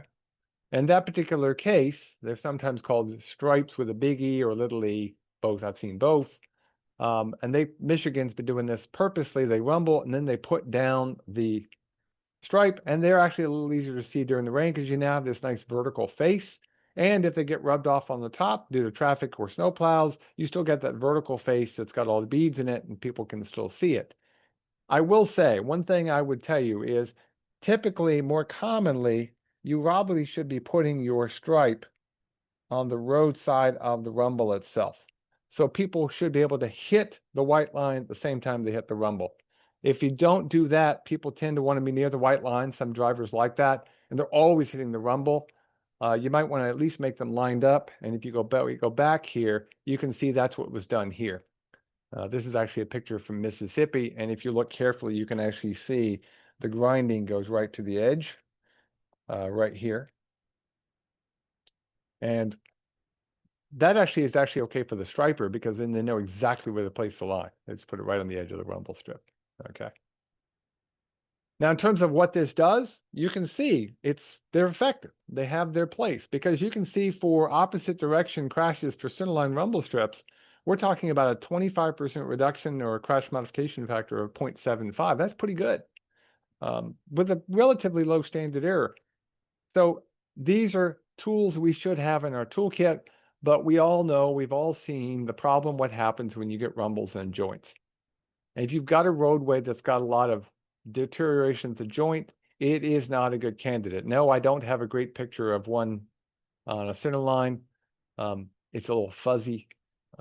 So I decided I'd show you this. Just think about your joints. If you want to put a rumble strip on a joint, think about using a wedge joint. That actually tends to help. You'll get a better surface to go into. You then go over the center line with the wedge joint. And so then when you put it in, you're putting it into a single layer of pavement. And if you're building a notch wedge joint, it's better for safety anyway, and you get better density. So it's a win-win. So think about doing that. And of course, if that first pass is nice and straight, you got a really good place to put the rumble. Okay. And it really does help to have properly compacted joints. If they're existing and they got problems, you might have to spend the effort and the money to mill them out. And so do you want to do that is something you have to think about. What's the cost benefit? And again, you may want to put that in your decision tree. Now, if you've got a roadway covered with a chip seal, remember, or a thin pavement, like, HSST or something like that, if you put in the rumble over the top of that, you're damaging that surface. You're going to get water intrusion. So that is something you need to be thinking about. What the state of Washington's been doing, which I think is pretty cool, is they'll actually come back and they'll chip seal or fog seal right over the top of the rumble strip to refix that permeability where they want it to be, low. Okay. Now, you do make the rumble slightly less thick. Do we need to dig them deeper then? We could argue that it's sort of like putting an epoxy coating on a rebar in that particular case. Now, I just gave you the number, but let's see how you do. Rumble strips reduce injury and fatal crashes in rural areas by, these are centerline rumble strips. Do you remember? There's two answers I'll give you if you get either one. Yeah, I told you the 25% reduction. Yep. Okay. For the opposite direction crashes. If you were looking at all, it turns out, by the way, it was 15%. The point is, there are numbers out there. Go look at the crash modification factors, the CMF clearinghouse. There's publications that have them listed. There's a few that are linked in the booklet that the Federal Highway Administration provides that's linked in your handout. That's a really good way to also help people understand why you're doing it, so the public understands, hey, we're doing this because, yeah, there might be some noise issues, but we're trying to balance safety versus being able to get around, mobility. Now, you may get complaints from people about noise. There are tools for predicting the noise levels that are available in some different standards. Some agencies have a discontinuance policy in residential areas. It's a balancing act. I would actually look at maybe looking at putting these new things called mumble strips that come out of Minnesota. They're not quite as noisy. And just explain to people, hey, I have a choice of noise you can hear, tinkling glass or a little bit of a hum now and then. But again, you might want to restrict it in certain places. The key with all of these, and I'm doing it with the rumble strips, but you really want to think about it for all of your proven countermeasures. Think about when you would apply them and put yourself a little bit of a decision tree to decide. And at the end of it, if it's not changing what you're going to do, take it out of the decision matrix. So in this case, in places that you don't have a rumble strip because you don't want them, maybe you look at traffic volume to decide if I'm putting a 4-inch or a 6-inch stripe in.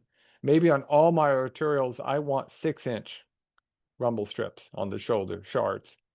Okay. But if the lane width's too narrow, maybe I have to pave it. Okay. But if I got an existing lane width, maybe I just put it right at the edge of the pavement. Okay. Maybe I put in a shoulder rumble strip. Maybe I've been put, in some cases, I put in what's known as a rumble stripe. Okay. The edge rumble strip, like we were talking about, where they're on top of each other if there's not a paved shoulder. Create yourself a decision tree, and it will also help you decide whether or not it's a risk factor you even need to worry about. You could even do that as part of your development of your local road safety plan. Now, the last one in our category that's the delineation of the sign winds is lighting. There's good evidence that lighting helps, especially obviously at nighttime and curves. In fact, the crash modification values are about 0.82, or excuse me, 0.72, got to do my math in my head here, or a 28% reduction in the nighttime injury crashes. And it is true both in urban and rural areas. So then you need to look at the issue of economics. Who's paying for the lighting? Is there enough traffic volume to justify it? Again, this is where having a good decision tree could be very helpful. Okay. Now, I warned you we were going to have some skews and things. So session 5 on pavement and geometry, we're starting in at about the half-hour point. I was hoping at about 25 minutes, but I'm close enough. I'm pretty good. I do want to talk about some pavement and geometry things. A lot of these are both good at keeping people in the lane and reducing the chances that they're going to have a crash. So that's why it's really a separate thing of itself. And that includes improvements at curves, widening the shoulders, looking at the friction and what's along the edge. Okay. Now, again, just like we've had before, we're trying to keep the vehicle in the roadway, reduce the potential for a crash. We don't want to crash. We'll talk about minimizing severity after the next break. Now, roadside improvements and curves. You'll notice Thurston County didn't do any of them. They started first with non-improvements and curves. But again, if you've got hotspots especially, you really want to think about doing this. And maybe you also want to think about putting this as your standard operating procedure when you upgrade a curve. So you're going to be reducing potentials for head-ons. You're going to be reducing the potentials for hitting a fixed object. So it's really a win-win all the way around. And especially if you've got things in a curve that are fixed objects, you want to think about these improvements. And we don't want to hit things. So curves are one of the places we know people run off the road.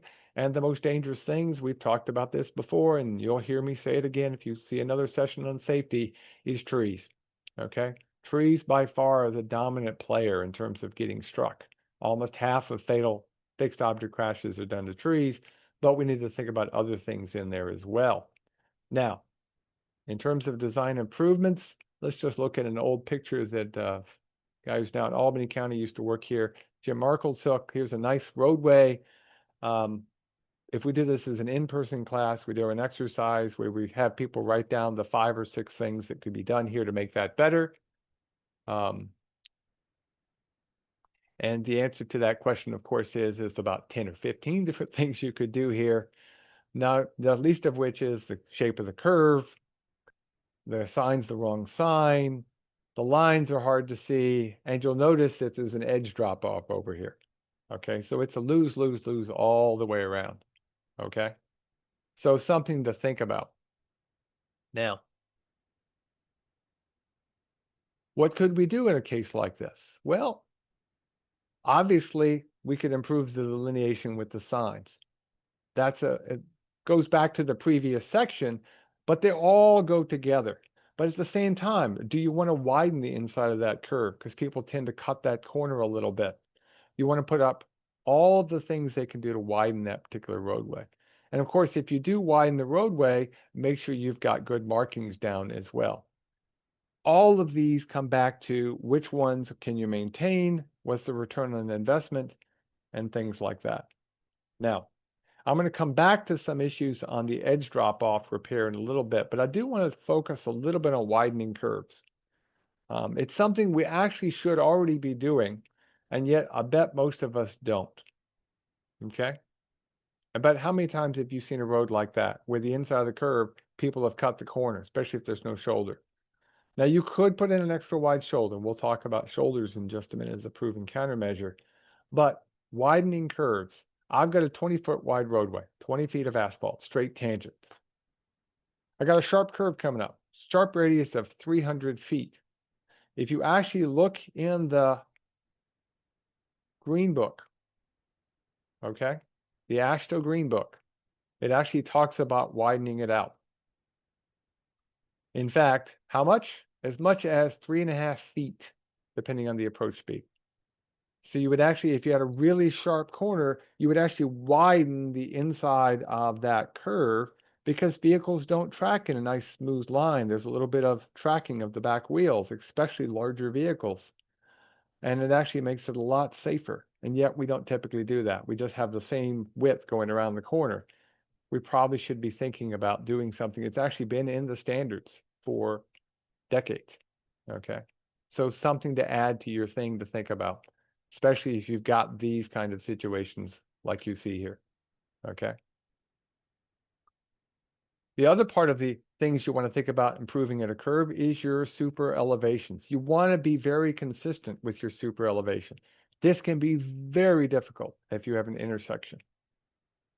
You want to transition into the super, go around the corner, and come back out. And if we had lots of time, we could talk about this in detail. The challenge, of course, is you have an intersection like this. One thing we should be thinking about long term, these are, again, we get expensive ones. We may not be doing this, but we may want to think about getting rid of the Y and bringing in the road here and then putting a radius in. You've seen that, and it can be very effective. Two rules of thumb if you decide to do that. Number one, there should be a tangent section. That tangent section should be long enough to handle the most common large vehicle. So if you're in an area with a lot of farming or industry where you've got tractor trailers or large farm equipment, that's the length of the tangent. If it's in an area that's mostly commercial or there's not a lot of tractor trailers, you could probably get away with a little bit shorter tangent section.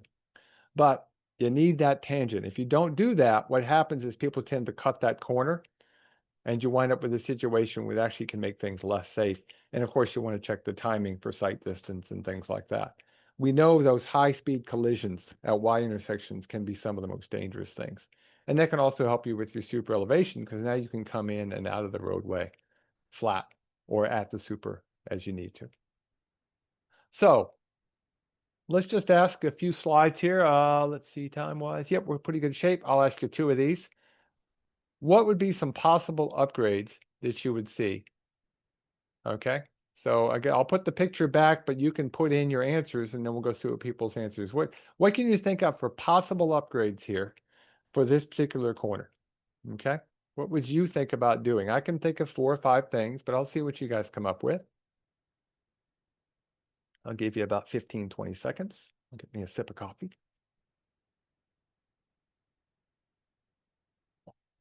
Okay. Edge lines, yep. Delineators, chevrons. Move that advisory sign. Okay. Check the super elevation. Hard to see in a picture what the super elevation is. Okay. The two things here, one that's, and again, these may not be inexpensive. These might be things you got to be thinking about long term. These lane widths are pretty consistent, but that's a pretty sharp corner. Maybe we need to widen it out slightly. Maybe we need to improve the sight distance over here. Again, depends on the traffic volume. Look at crash histories. Look at common factors in your particular area. Maybe you need to move that guide rail back. And is that the right rail? Well, we'll come back to that in a couple of minutes. Again, sometimes these are cool things to think about. Now, I'm going to clear this data, so stop putting answers in. And we'll do one more. And let's see, which one do I want to do today? I think we'll do...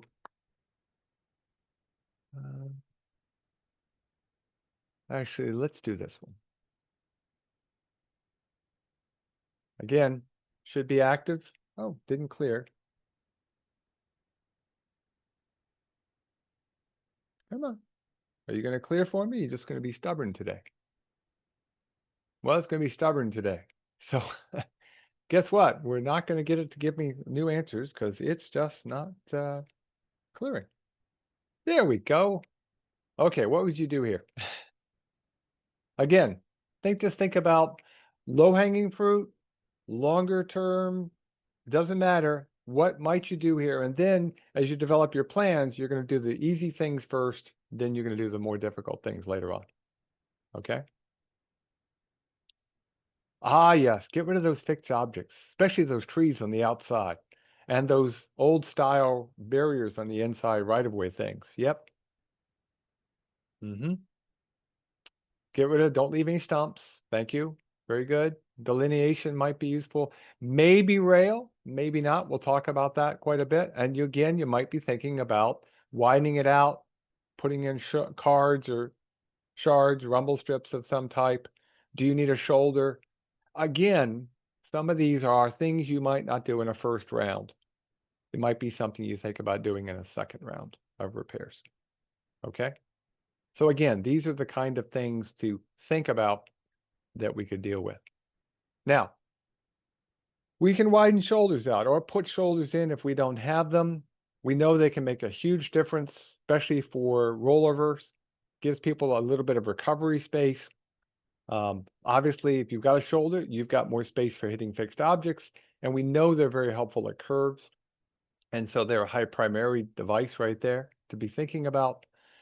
There is a chart in the Highway Safety Manual, and you can also find it in the Clearinghouse, that allows you to calculate out what the benefit of changing your shoulder width is. And the chart gets a little bit confusing if you see the chart, but I just want to illustrate this to you real quickly, what's happening in this particular case, okay?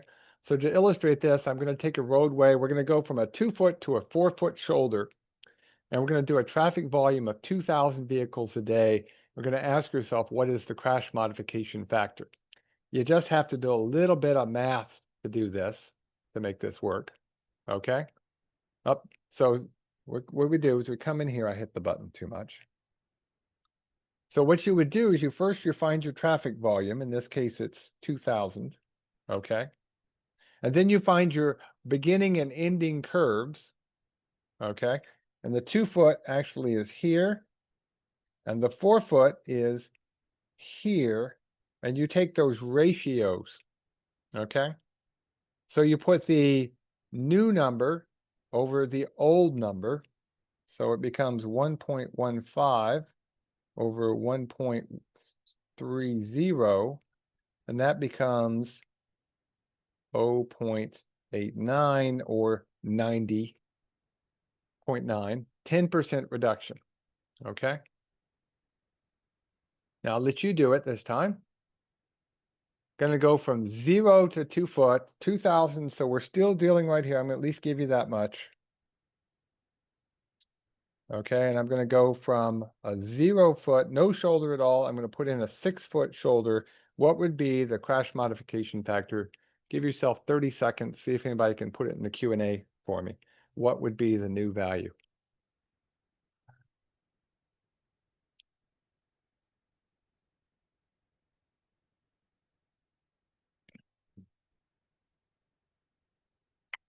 Well, not 66, but 0.66. Yeah. Yeah. Percentage-wise, it'd be 0.66. Okay. Yeah. That's pretty good. Essentially, all you do is you come in here, you take the 0, in this case, the yellow, the 6-foot, which happens to be here, which is the base that they used for their calculations. And you take that ratio, so it just becomes 1 over 1.5 or 0.67 or 66 or whatever you'd like. Yeah. And it's a quick way to check yourself. And they do have error analyses if you really want to get into it. But we know shoulders really do help, and it's a good way to think about, okay, how much is it going to cost? What's it going to do for reduction of crashes? What's the return on investment or the benefit cost ratio? Okay. So let's switch gears now to friction. I'm going to tell you right now, friction is really valuable because it keeps people on the roadway. It keeps them in their lane. We want to have good friction. What we want to avoid is things like this. You've probably all seen things like this on a hot day. Got an old cold mix or someone's over chip sealed it and it gets slippery. It could also be due to stone issues. But whether it's bleeding or ice or stones, friction is an issue for all of us. Okay. Now, there's all kinds of videos out there. This is one of the ones that we'll see if it plays today. Some days it's in good mood, some days it's not. But watch, they were out filming for other reasons, and this guy just never turned the wheel for some reason. Slipped on a little bit of, there was some black ice in the area, but he actually never turns the wheel. It's in German. You can't hear it, I can't. It's in my back of my head. But he starts the curve, but doesn't finish it. The key is we want good friction. And a good rule of thumb, if you can double the skid resistance, you can have the number of accidents. That's a quote, so that's why it still says accidents. The thing I want you to understand is we're actually pretty lucky in New York State. We actually have a pretty darn good program for getting good friction. Because remember, we're dealing with tires. Can't do much about that in terms of, other than testing, making sure they're inspected. Weather, of course, makes a huge difference. The demand, i.e. how fast people are going, how sharp the corner is, can make a difference, the road geometry and the speeds. But what the driver does matters. I mean, heck, you can drive around a corner and change the ball bank reading by as much as 4. So it's pretty easy. If you cut that corner a little bit, you can actually make it a higher radius and you don't need as much friction demand. On the other hand, you might be drifting over the centerline rumble strip. And what kind of vehicle do you have? Is it a truck, a car, an SUV, or heck, even a small Mini Cooper? You can drive at different speeds. The key is we want to add enough friction, have enough friction so vehicles are safe. And we could do a new chip seal as a pavement preservation process on top. Though if it's a bleeding pavement, it's probably going to keep bleeding. You can micromill off the surface. People have done that very effectively. Heck, they've even shot blasted it and then picked the shot blast right back up. And of course, you've seen grooving on Portland cement concrete roadways. You can purposely put down a friction course, either a Nova chip or a stone matrix asphalt type of mix. And then there's something that I want to just put into your bag of tricks. And yet at the same time, I don't think we'll probably need them that much in most of New York State. We're pretty good shape, and that's called a high friction surface treatment. To illustrate that, New York State did a high friction surface treatment on Long Island. Most of New York State, we've got pretty good friction for our stone, but they found they had problems. They were having a hard time getting the aggregate. It was worth it to bring in the high friction surface treatment, and they reduced the number of crashes by 50% in wet road conditions and 20% overall. Definitely worthwhile. It's mostly on some bridges, overpasses, things like that. Absolutely valuable to do that when you have an aggregate problem. Just make sure you get high friction. You're probably going to be okay, but you might want to look at the high friction surface treatment. Now, high friction surface treatments are made with a calcinated bauxite or granites or much harder stones than normal. So just be aware, they actually do wear the tires out a little bit. So you might want to be careful about using them in places with a lot of bicyclists. They're pretty good sized stone, but they're both a wearing course and a pavement surface treatment. So keep that in mind. And the stone sizes, again, are just like you'd expect to see on any other fine, top surface treatment kind of things. Here's a video that illustrates what happens if you've got a proper friction. This is the high friction versus the normal friction aggregates. And watch the red, that's the high friction. It stops about 25 to 30% faster. So if you don't have this in your bag of tricks, it's something you might want to think about adding, and it can be very, very effective in certain locations, especially if you've got an issue of getting good aggregate, polishing aggregate or things like that. And the cool thing about a high friction surface treatment is it's both a safety treatment and a pavement preservation tool. So like the old Saturday Night Live fake ad that was a floor wax and a dessert topping. In this case, it's a safety treatment and a pavement preservation, which the key point is you should not be placing this on a surface that's not good for putting down a surface treatment. If you wouldn't chip seal it because it's got too many cracks, don't use a high friction surface treatment. You're probably going to do a mill and fill. And if you're doing a mill and fill, you're probably going to be putting in a high friction aggregate in your top surface. Get that F on the back of the mix on the ticket, and you'll be fine. Now, down in Pennsylvania, they've had some good success doing this. Especially at intersections is a place they've done a lot of this. And they have a intersection here with a roadway with 9,000 vehicles on the main road that's going sort of, I guess I would call that north to southeast, and then 4,600 on the other road. And they had had 26 crashes at the intersection in the previous 3 years before they applied the high friction surface treatment, and they've only had 1 since. Okay, so that's a pretty good indication the job was done. They had tested it though, and the problem is they'd gone from a skid number of 22, which is way too low, and they got up to 75. Again, limited thing, put it in your toolkit, just like anything else. You may not use it that often, but it's nice to have it when it's available. Okay. Now, the shoulder edge wedge or the safety edge is something I hope you've heard about. It goes by both names. The DOT calls it the edge wedge. Federal Highway calls it the safety edge. It does have a trademark with safety edge, which is why New York State likes the term shoulder edge wedge. It's something that I think everybody should be putting in their bag of tricks. In fact, this may be one we do systematically or system-wide or as a policy or standard operating procedure. You've all seen roads like this, and what happens if you go off that roadway, most people tend to want to get back up on the asphalt. And what happens is when you do that is you tend to overcorrect. You're not going up, you're not going up, you're not going up. And all of a sudden the wheel lets you go up. And here's what happens to the vehicle when that happens. This is testing done in the TTI in Texas. Notice where that vehicle went. He didn't roll over, but he wound up moving so far over that he would have gone off the other side of the road or right into somebody else. Okay? So edge drop-offs are one of the most difficult things we deal with, and it's really common if you don't have a shoulder. So you want to be thinking about putting in what's this idea of this wedge, okay? When you do it, it's actually goes into the paver itself, and it puts an angle of 30 to 35 degrees into the asphalt rather than the mostly vertical face that we get with standard paving. And why do we do this? Well, it's one of those cool things. It's obviously a safety issue. Now, this is a chart from Federal Highway. I'm going to change the chart because I'm not a big fan of this thing. I don't think you can say something is safe. I think you can say it is safer. Oh, come on, right for me. Safer, reasonably safer, marginally safer, questionable safety, and unsafe. I'll give you the unsafe.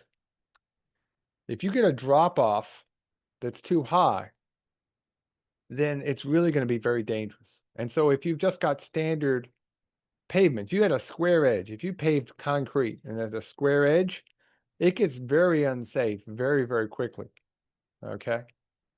But if you do that with a standard asphalt mix, it's not that much difference. Okay. Just a few inches gets pretty bad. In fact, even 2 or 3 inches can be enough to cause problems. So the idea was they started putting in angled shapes. They started at 45 degrees and they found, that did pretty good. Because at 45 degrees, people don't have to push so hard. And finally they realized, if we go all the way to 30 to 35 degrees, and they say optimum, yeah, okay. But the idea is keep that flat, and it's a lot safer for vehicles to come back up the edge. But here's the cool thing about it. It's a safety feature, yes, but it also is a pavement preservation feature. Because it's in the paver, you get increased edge compaction.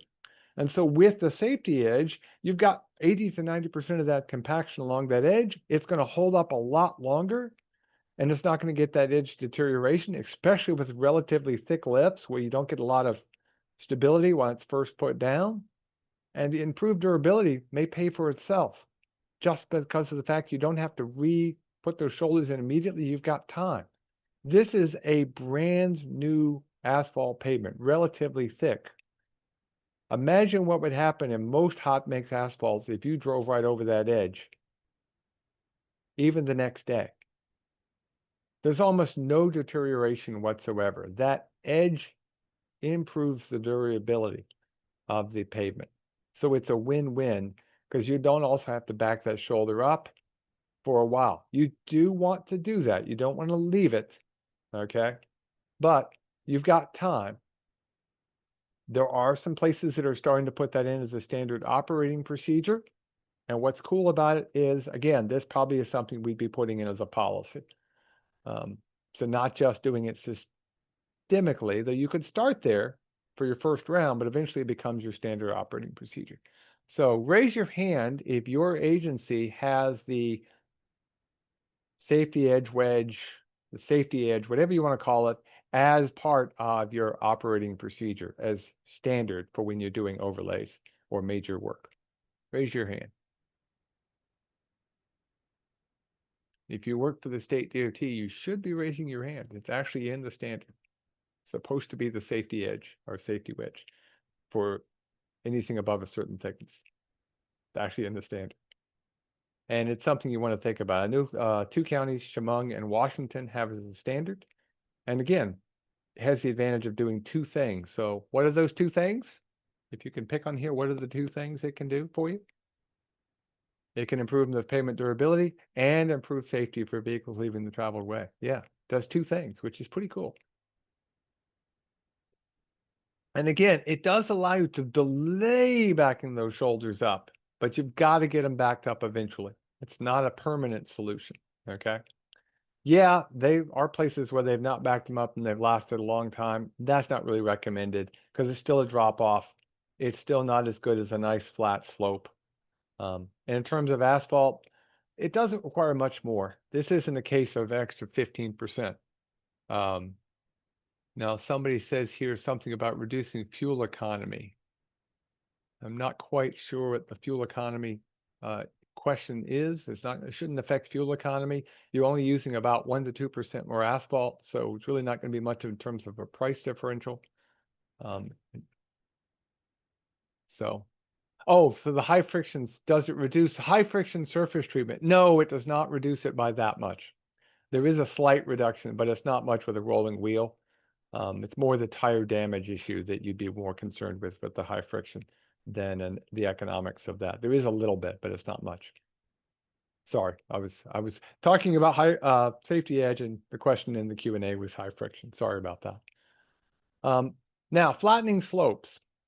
This is something that we should have in our toolkit, but it's a tough one to apply. It really is. I understand that. But obviously, from a rollover fixed object standpoint, really valuable. I mean, I just would hate to think what would happen to somebody who went off the edge of this roadway, clear zone or no clear zone. They're going to have a really bad day. They're very likely to roll over here. So again, we really don't want to be doing this if we can at all avoid it. Slopes are a known issue. Okay. So we need to be thinking about what we could do to make this thing safer. And remember, it's not just the clear zone that matters. I mean, here we got a huge clear zone, but I don't want to go off this road. That slope is way too steep. Okay. Good rule of thumb, if it's anything steeper than about a 1-on-4 slope, you're probably not going to have control when you go off the edge. You might for a little bit, but you're not going to have a lot. So again, this is an example for rural 2-lane roads, all crash types, and you can see what the effect is. They've already done the math for you in terms of what the side slope is before and after. And you can see if you go from a 1-on-2 to a 1-on-4 slope, for all crashes, you get about a 6% reduction. And by the way, the errors are really small in these cases. In some, not all of them. But standard errors are not always known. But pretty good reduction. And if you could get really flat, you can do even better than that. And these are just based on some studies. You and I also know there's just a matter of control, but there's a problem with flattening slopes. And the problem with flattening slopes is an economic one. So, got a picture for you. Let's assume it's a local road. It's not a state highway. Okay? Just bear with me a little bit. I'm not going to tell you anything else. Mark the edge of the right of way for me. You can click on the picture. Where's the edge of the right of way?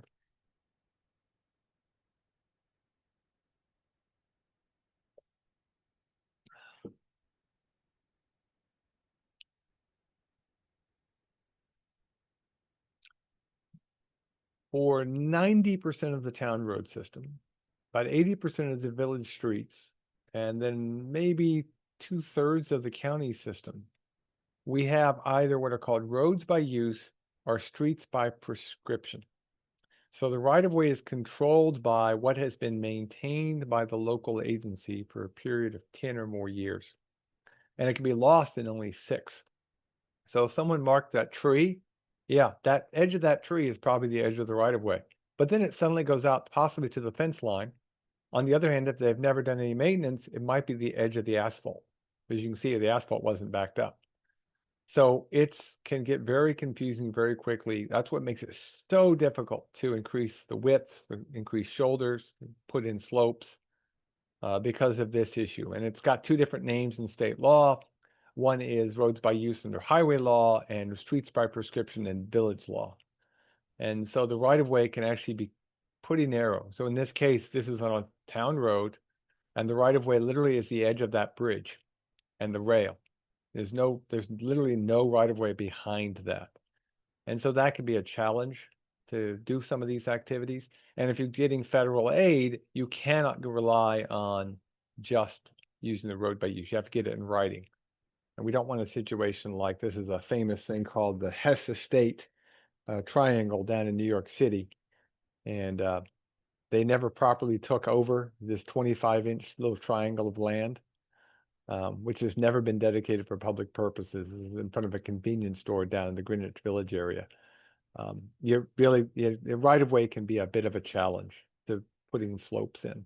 And that's a challenge for local agencies, but it is even also a challenge for the state where the right-of-ways are known, because again, you got to look at the economics of it. So let's look at the low-hanging fruit, but do want to make sure that's in your toolkit and understand what you can and cannot do. Now, within your right-of-way, or even outside your right-of-way, you can still remove fixed objects. There's actually ways to do that, even outside the right-of-way from a safety standpoint, but that would require board involvement on the local system or setting policies up at the state level. Now, the idea of removing fixed objects is valuable because obviously it reduces rollover problems because you hit an object to roll over, but also hitting a fixed object can be very, very dangerous, and we know they tend to concentrate in curves. Now, the idea is sometimes called remove fixed objects. You'll see it in writing both, called clear zone improvements and removing of fixed objects. It's the same thing, okay? Now, we're going to be taking a break here in a minute, and I'll talk about what the right-of-way, the clear zone width should be. But let's say you're driving down the roadway, and all of a sudden your tire blows out. You're going 45 miles an hour. You have the ability to pull off.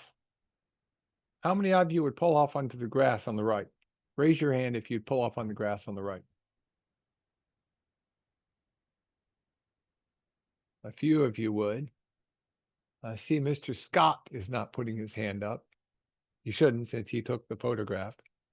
Because he took a second photograph. You can't tell it, but look what you see in the grass. Stumps. Those stumps may be more dangerous than the trees that were there in the first place because they disappear. When you decide to remove a fixed object, make sure you've removed it to the point where it's no longer a danger. And we'll talk about what that is after the break. But the single most important thing in terms of clear zones, in my mind, is consistency. You really want a consistent clear zone. Here's a road that's got a great clear zone, plenty of width, and we'll talk about what those widths are again after our break. But now we put in this little culvert, and that's changed the consistency. If someone ran off this roadway, now instead of being able to just slow down and stop, they have to either get back on the road or they're going to hit this. So maybe think about extending your culvert pipes. Think about getting rid of individual small differences that exist, okay? Now I'll talk about what the right-of-way and clear zone should be here in just a minute, but again, let me write this down, our slide number, and we are going to take our second break, and we will be back. I got to get a pen color you can read. Writing white on there is not going to do any good. We will be back at 11 a.m. Okay. And again, if you have any additional questions, please feel free to put them in and we will make sure they get answered either at the top of the hour when we meet or before we finish at noon. See you on 15 minutes. Bye-bye.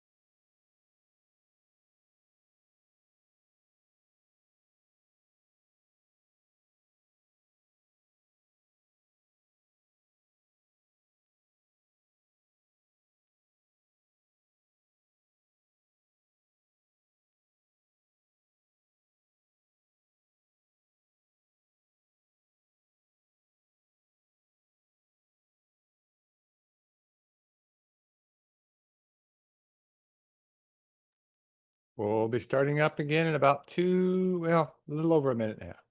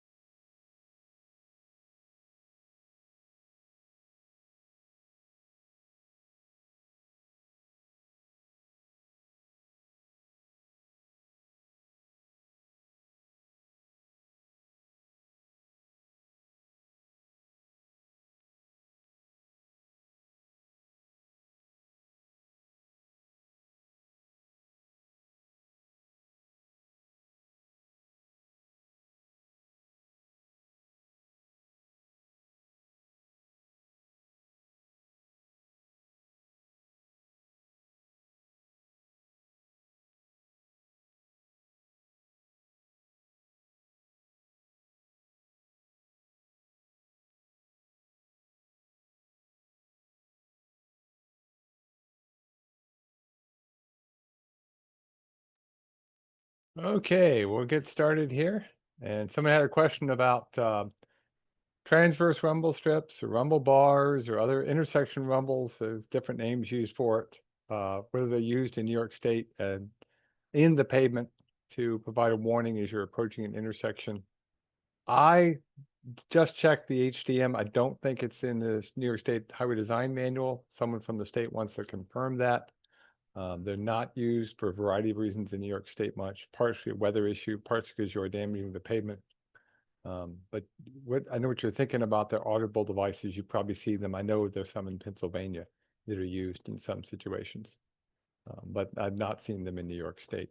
But I've not seen any locals use them. In fact, I see a no sitting in the Q&A based upon that particular thing. But again, someone from the state wants to confirm that. I am not aware of them in New York State at all. So.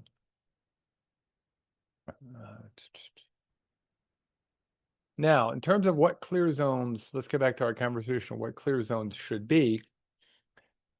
You've probably all heard of, if you haven't, you may run across the idea of a 30-foot clear zone. And where does that come from? Well, it comes from the General Motors Proving Ground, where they're out testing vehicles, and vehicles would run off the road, but there's nothing to hit. And so what they found was, well, about 80% of the vehicles would be within 30 feet of the roadway. So they said, well, hey, that seems good. We'll go for a 30-foot clear zone. Now, again, if there's nothing in the way, then you don't really get a good definition of what the clear zone probably should be. Because there was no, oh, we got to not hit an object or we need to recover. It was more just how far they ran off the road.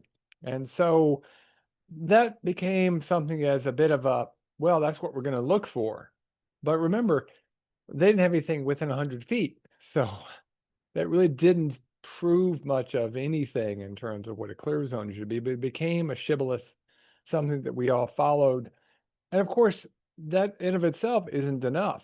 Even the 30-foot clear zone in the wrong location doesn't matter. This is a picture from the interstate provided to us by Federal Highway. And as you can see, there's 30 feet of shoulder plus grass between the white line and the pavement pier or the bridge pier. It's been struck many times. It's actually a cross from someone being killed because it's at the edge of a curve and people would literally drive straight off the interstate right into the concrete pier. So in of itself, the clear zone is really just a measure of anything else. We may want to look at other factors. And in terms of geometric standards, It really comes down to having good standards. So there's the AASHTO Green Book, which New York State modifies slightly in their highway design manual to match conditions here in New York. There's the AASHTO low volume standards for roads up to 2,000 vehicles a day. And then, of course, a local agency could develop standards. Okay. So, um, do you have written standards for your own systems? Yes. If you use the state's highway design manual, check that one for B. If you don't have standards, please put no. C. If you're not sure, you could click D.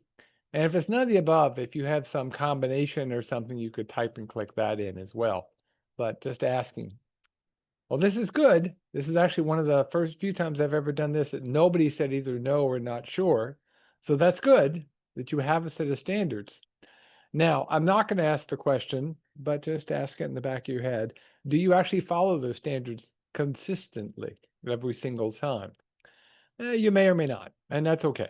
Again, we do want to think about consistency and having good standards as we move forward. What should the standards be? Well, that depends on who you ask.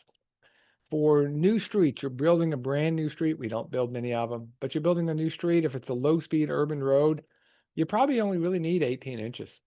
If it's a low-speed urban road, you just need enough room where if a vehicle gets off on the edge, it doesn't hit the truck mirrors on the things. A vehicle running off a little bit doesn't hit something. But obviously, more would be better. But it's really hard to get much of a clear zone in an urban area. But that's, again, this is the low-speed portions of it. Other new roads, rural roads especially, you need more because people tend to go faster.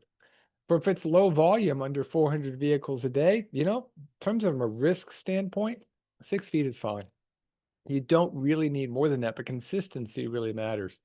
Other roads up to about 2,000 vehicles a day, or if it's a local road by federal classification, 7 to 10 feet is probably enough.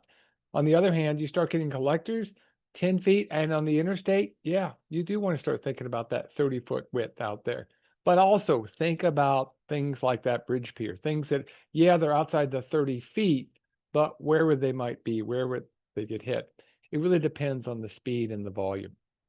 Now, here I have some good news for you, something you really like. This is actually risk analyses that were done, and it actually got included in the AASHTO Little Green Book, the low volume book. It's hidden in there if you read it carefully. And it essentially says if you've got a clear zone on an existing road and you've got data, key data, that says you don't have a crash problem and it doesn't have risk factors like you might see in a systemic analysis, maintain the existing width. You're done. Congratulations. You don't need to go out and always go make it wider if you have an existing road, but you do want to look at your problem locations, and that would be the risk analysis that you do. And of course, if you've got a situation you're not sure about, you could improve it during construction activities. Now, sometimes it's easy. I mean, let's be honest. I hope everybody knows we have a problem here. The tree has been struck. You can see evidence of that. Somebody has put barrels, tape. Probably that tree is a safety issue. Okay. Oh, people love their trees, but again, think about that. But some aren't so obvious. Okay. Here's another one. Doesn't look too bad, does it? It's a tree on the outside of a curve. It doesn't look too bad, but that little bit of a tree, that one tree that's in the outside of the curve, look at it from the other way. It stands out even more. It's the only tree in this little bit of a slope. So if someone goes off, they don't quite make that curve, which isn't much of a curve, but people tend to do that sometimes. They're much more likely to actually hit that tree than almost anything else. So you could remove that one tree and really do a lot to improve the safety. And by the way, make it a little easier for the utility lines running through there as well. So again, look for things like that, anomalies. Look at your cross culverts and your driveways. Anything above about 36 inches it could become a fixed object. So maybe you think about putting up some grates over the end of it. And there's lots of choices out there. I actually really do like the number 8 rebar and a 1-foot grid that's part of the state's highway design manual. You put it over the top so you can pull it out in a storm event, and you can use this at the end of a driveway or cross culvert. Can be very effective. Again, you're still going to get property damage, but if someone ran down this ditch, rather than hitting a fixed object, they would run up on top, and they probably would walk away with at most minor injuries. So again, you'll see those as you drive around the state now if you haven't seen them before. So what would you do here? What would you do? And again, I'll activate this, and there's even a little picture of it at the bottom right. What would you do here?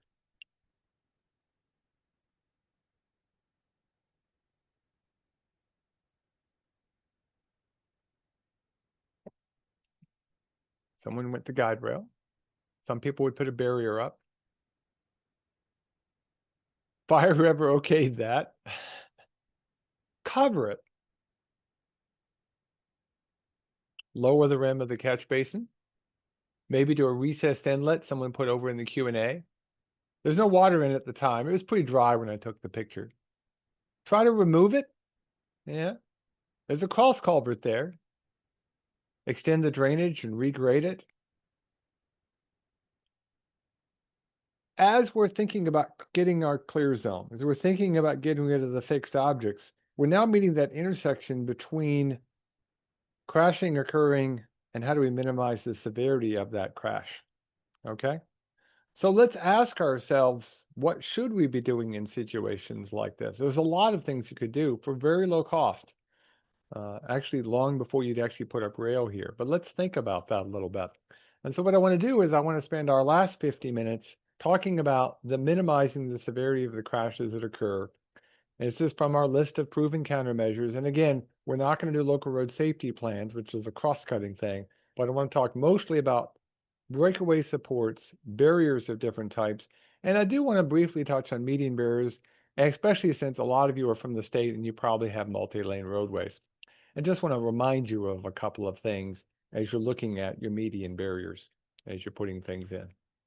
And again, just as a reminder, we want to keep vehicles on the roadway. We want to reduce the potential for the crash. That's the low-hanging fruit. We really want to do those things first.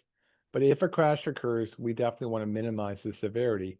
And there are some pretty important things. Probably the single most important thing is if we put something in the right of way, it should be breakaway.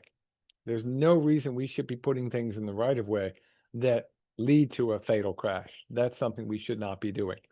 And so this is valuable for reducing the potential for a crash and reducing the severity. So it's really doing both, okay? Because it's otherwise, if you don't do that, you've created a fixed object, and of course, they're more likely to get hit at curves. And guess what? We like signage at curves, so we need to be thinking about that. And you're thinking, well, it's just a signpost, right? Not a big deal, right? This is a single 3-inch post, okay? Diameters, one post. It's an old round post. They don't use this style anymore. But watch what happens. Just 3 inches. Yeah, that could have been a very serious, if not a fatal crash. Maybe with airbags, just a serious crash. But that's a pretty serious crash to have with a single post. So we really need to have breakaway hardware. It is required on the higher speed roadways, anything above 40 miles an hour, and actually recommended on all roadways. Now there's different types out there. You got to have the right bolts. Some of them are pretty cheap. I mean, the tubes that are in the middle, Telspar tubing, those little anchors there, they're less than $1 to put them in. So you put a ground post in, you attach this, very inexpensive, okay? Some of them cost more, but breakaway hardware really, really does make a huge difference, okay? And so I want you to think about that, and we'll talk a little bit more about some of the breakaway hardware choices. And if you're interested, again, we'll be doing our sign class. We definitely talk about it there and how to install those kind of things. As you're thinking about breakaway hardware, though, also think about other things we allow in the right-of-way. They're going to be there. They're going to be in our clear zone. If it's in the clear zone, it should be something we can strike. Brick mailboxes? No. Please do not allow mailboxes that look nice, but if you hit them, it's going to lead for a really, really bad day. Okay? Luckily, in this case, it's a crash test dummy. So don't let them put these fixed objects that look nice. And be careful even with gang mailboxes, okay? A gang mailbox is not properly secured. When it gets hit, rather than going as a unit and pushed over the front of the car, could lead to a really, really bad idea. Now, I got a picture I'm going to show you. This is actually on a state highway near us, I guess 366. It's the first place I saw in New York that had one on a public highway. These are actually pretty cool. How many of you have ever seen one of these? Raise your hand. Raise your hand if you've seen one of these or installed them. Got a couple of people. Okay. Now this is a difficult situation. You got a tight sidewalk to the roadway, so they put these in knowing they might get struck. And how do they work? They actually work pretty well. Now they have different styles. One style goes in the ground and comes out as a unit. One has a breakaway bolt system at the base. They work pretty much the same way in both cases. And you'll see here what happens. Vehicle comes along, and the whole thing is a unit tied together, and it just goes up on the hood. Those have been crash tested. They're pretty cool, and they don't cost that much more. Yes, they're not the aesthetic thing people like, but we're trying to balance people walking away. Okay, so think about not letting people put those fancy mailboxes. And I have lots of pictures. I can spend 20 minutes talking and showing pictures of bad mailboxes out there on every highway in the state, county, town, village, city. They're all out there. Now, in terms of the sign support design, we want to have a good breakaway mechanism.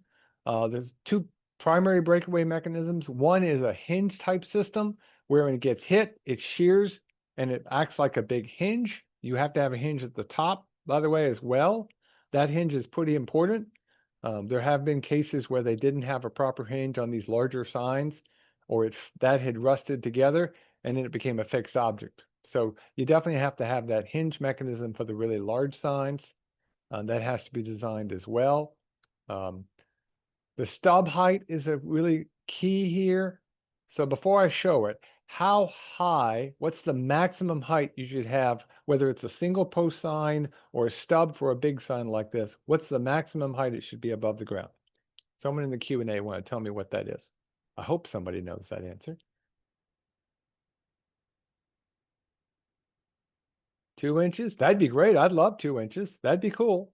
That'd be better. Yeah, there we go. Yeah. The maximum is 4 inches by standard.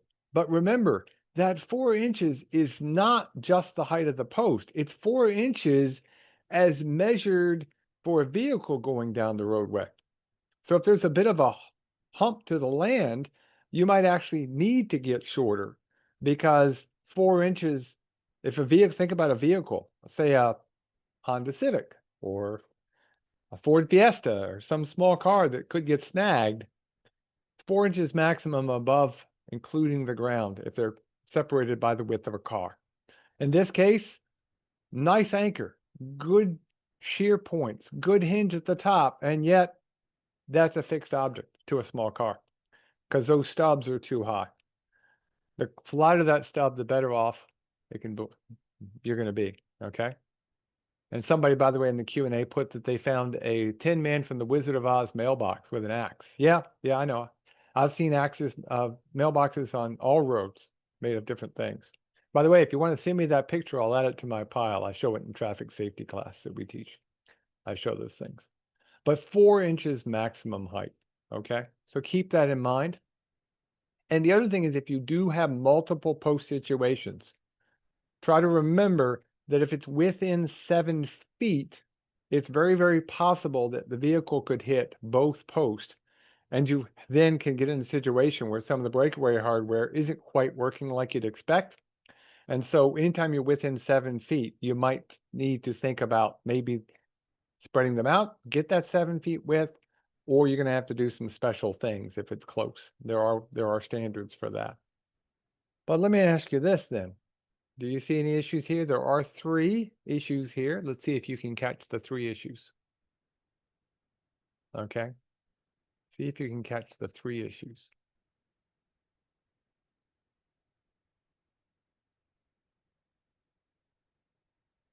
Put them in the Q&A if you can catch the 3 issues. And make sure my pen's working while y'all are doing that. Okay. Way too many bolts. Yeah.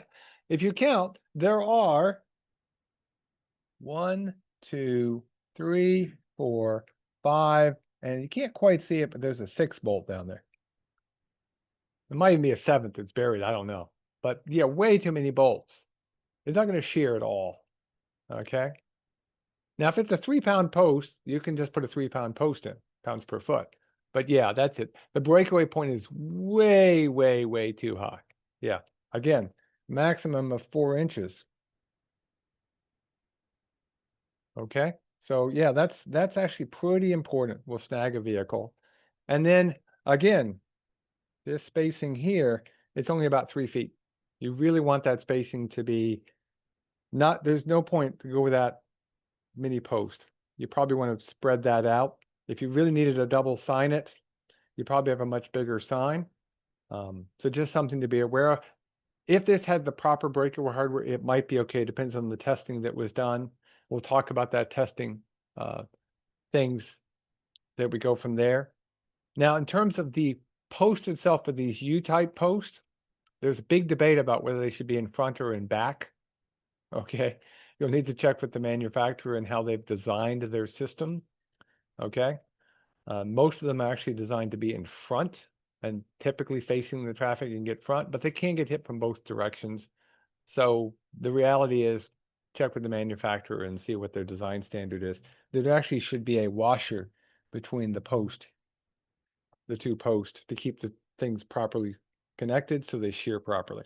Otherwise, it can lead to problems that leads to a really, really bad day. So keep that in mind as well. Okay. Now I want to talk a little bit about barriers. Okay, we're going to spend, most of the rest of our time, not all of it, obviously, but I really want you to understand barriers.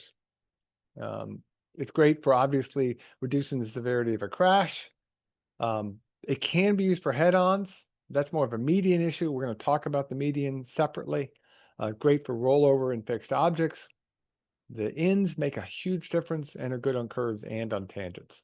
Now, let me get this out of the way. We didn't have anybody except for somebody from New Jersey today, so probably not a big deal. But guide rail versus guardrail, it's the same stuff. There isn't a difference other than we call it guide rail here in New York, the folks in Connecticut, the folks in New Jersey. Everybody else in the country calls it guardrail. I don't get hung up on that. In fact, sometimes I've gotten in the habit of just calling it rail systems or barrier, which is what the feds tend to call it. The key is whatever you're using, please use it correctly. If you come across the term, make sure you look for both. If you go to the Crash Modification Clearinghouse, the CMF Clearinghouse, search for both words. I found things only under guide rail, and I found things only under guardrail. So search for both words. Okay. The real question is, the thing we really want to walk away with is, do we need guide rail or barriers or whatever? Now, this is the state road that goes through the Shawagunks, or the Gunks as they're called, some of the best climbing in the world. Great stuff.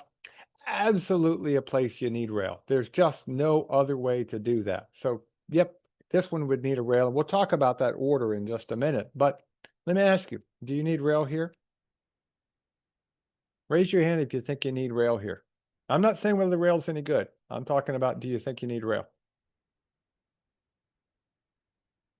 You might.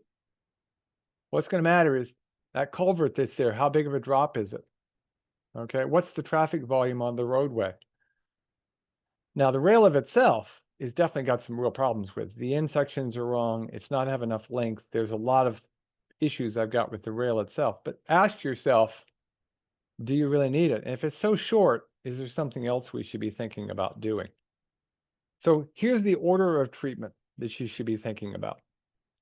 If at all possible, this is our clear zone problem, remember? Inconsistent clear zone.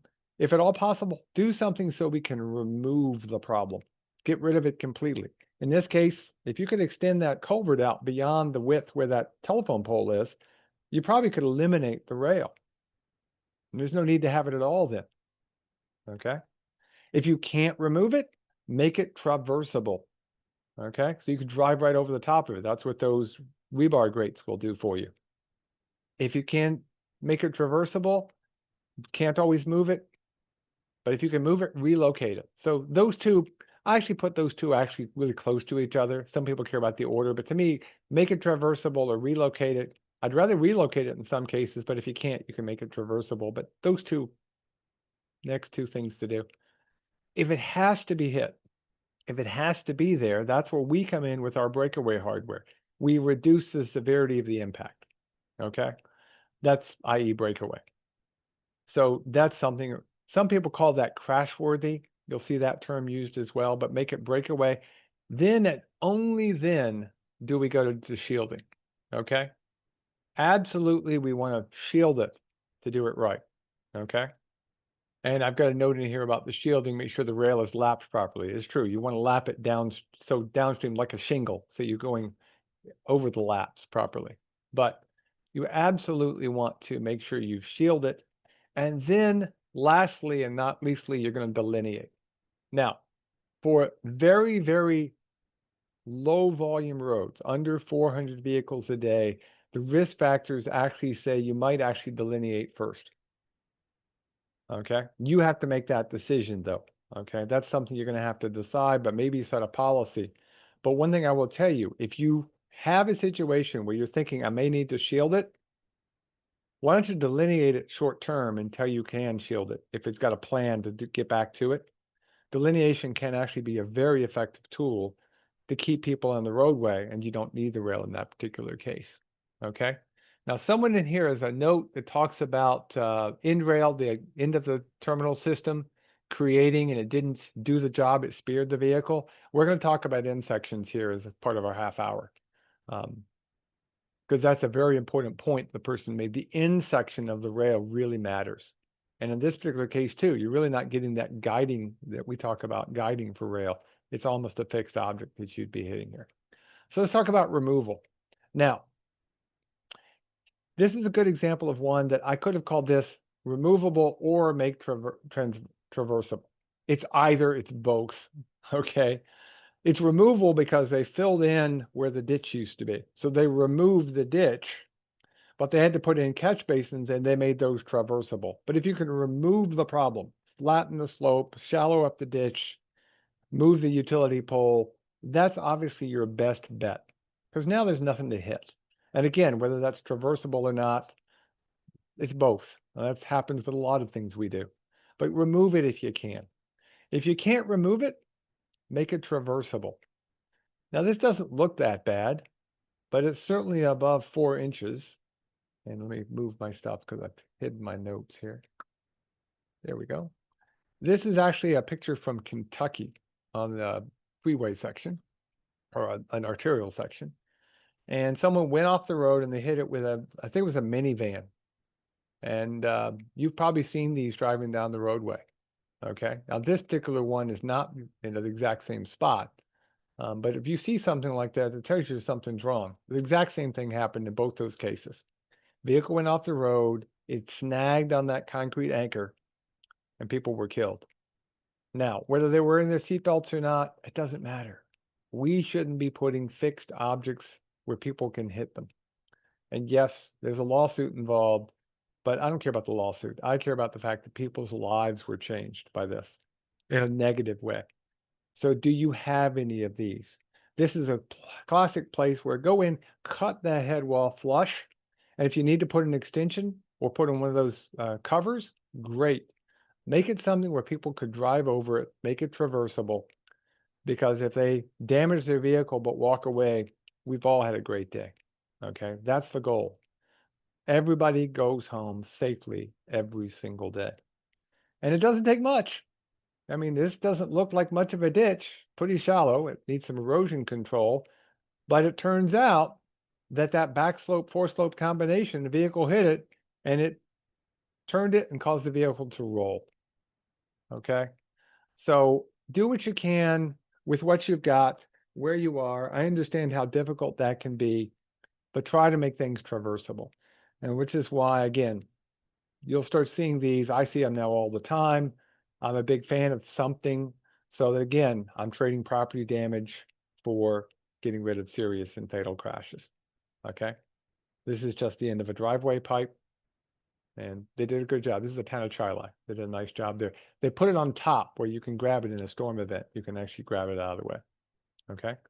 The third thing, and again, we can argue whether that becomes second, but I'll live with that. Relocate the object. So does somebody want to tell me what's wrong with those utility poles that you see? What's wrong with the utility poles?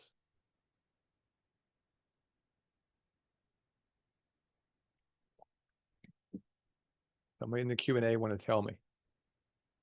Yeah, it is a DFO. That's a term you may have heard, deadly fixed object.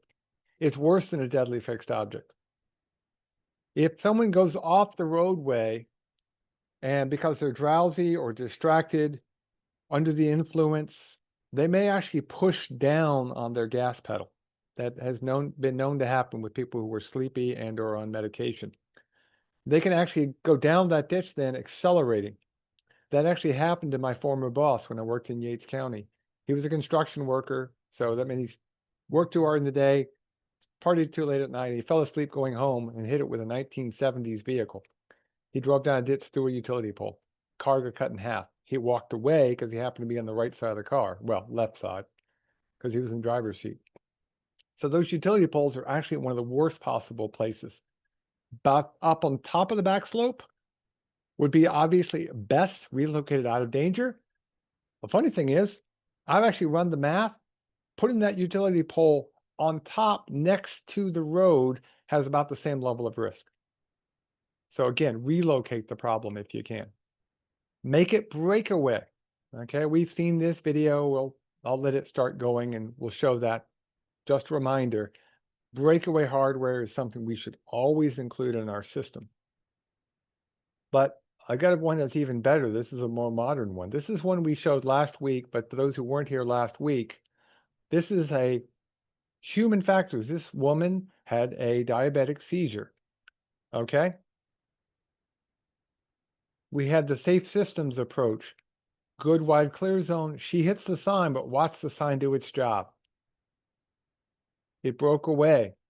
All she had was property damage to her SUV. She and her 2 kids in the car walked away with no injuries at all.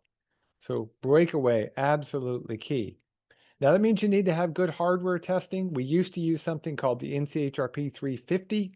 We're supposed to be using now the manual for assessing safety hardware. Yes, I know there's a newer version. My picture's a little older, but there's a testing protocol. It's a little tougher today. There are some letters are starting to populate for what's been crash tested. I know the state's been out crash testing a lot of their rail systems to make sure they're up to snuff with the new MASH protocol. But the idea is there's testing for these things. And that's pretty important to make sure you're doing something. If you're not with the state, or even if you are with the state, use the state approved list. Not only is that going to help you from a liability standpoint, but also those typically have been crash tested, so you don't have to worry about it. But now we're going to get into shielding. So a lot of people just, oh, let's go to rail. And a lot of the public likes to go directly to rail. But I think of rail as one of the last things we're going to do. Yes, we need it in a place like this, but a lot of times we could do other things. And of course, you can always delineate it. Make sure the delineators are working and not broken. There's a broken bolt here, so one's facing the wrong way. But delineation. And if you can't do rail, then delineation can be a good, effective technique. And short term, it may be something you can do until you can get rail up. I would not recommend putting rail up until you've done a study of your whole system, or in the case of the state, at least a region or a county. So you have a plan in place, because one of the worst things to do would be put rail up in one spot and there's a place where it's much more critical and you miss that spot. Now you're out of order and that creates a liability problem for you. Now, if you want to shield people from trees, and people love their trees, I can understand that, but boy, we shouldn't put something that makes things worse. Now it's a little hard to see. Let me blow this one up and get a little closer. What do you think would happen if somebody hit that berm? Yeah, we've actually directed them into the tree. If you're going to try to protect the tree from motorists, you might want to do a sand cone. I've seen that done, sand barrels. Better yet, maybe think about something about that tree. But, shielding is valuable. But remember, how does rail work? Well, watch the vehicle. I'm going to show this one twice, so you don't have to see it again. Watch this. Okay, we're going to go back. Here we go. Watch how much deflection there is. Guide rail, guardrail, barrier systems work because they're like a big rubber band. That means they essentially pick the energy of the vehicle and they redirect it, which is why we tend to use the term guide rail here in the 3 states here in the New York City area. The idea being we're going to deflect, the big rubber band's going to pull the vehicle back in, and we get some property damage and everybody walks away. And these things will pull back trucks, buses. There's some pretty cool crash videos out there you can see. But the key is, and we'll go back one more time, the rail has to be able to deflect the full distance. Otherwise, you can actually direct the vehicle into the fixed object. One of my favorite pictures I've ever taken was this picture right here. Without looking at this road, you can see the road doesn't have the center line stripe on it. And I was talking with the highway official, and I said, you know, that tree's inside the deflection distance. And the tree was removed, and less than a month later, the rail was struck and deflected more than that distance that you see between the rail and the tree. So it's one of my favorite pictures. So now, what kind of deflection do we need? What depends on the rail system and the post spacing. These are data right out of the Highway Design Manual. Okay. So cable, as you can see, you can't get less than about 7 feet deflection. So you've got to have space behind it. By the way, it can be a slope. It will deflect into midair. It's pretty cool. Okay. But you can't have a fixed object in that space. Weak rail systems, you can get down to about 5 feet. Box beam, about 4 feet. Heavy post rail without special anchors and stuff is about 2 feet, unless you're going to a bridge rail approach section, and then concrete, you can get down to 0. Okay. Again, what we want is the lightest rail possible that will do the job, because the lighter the rail, the less damage that will occur. So keep that in mind. If you can put in cable and maintain it, put in cable. You can put in W rail, put in W rail. Don't go to the heavy rail unless you need it. Now, I will say for some local agencies, we've actually recommended they not use cable because they don't necessarily keep the turnbuckles tightened up and keep the tension in the cable itself. So keep that in mind. The lightest rail that you can maintain. So based upon this, what is the minimum deflection distance for W rail weak post? I just gave you the answer, but I'll give you the chart back. You can click and we'll go back and look at the answer. What is the minimum deflection for W rail weak post?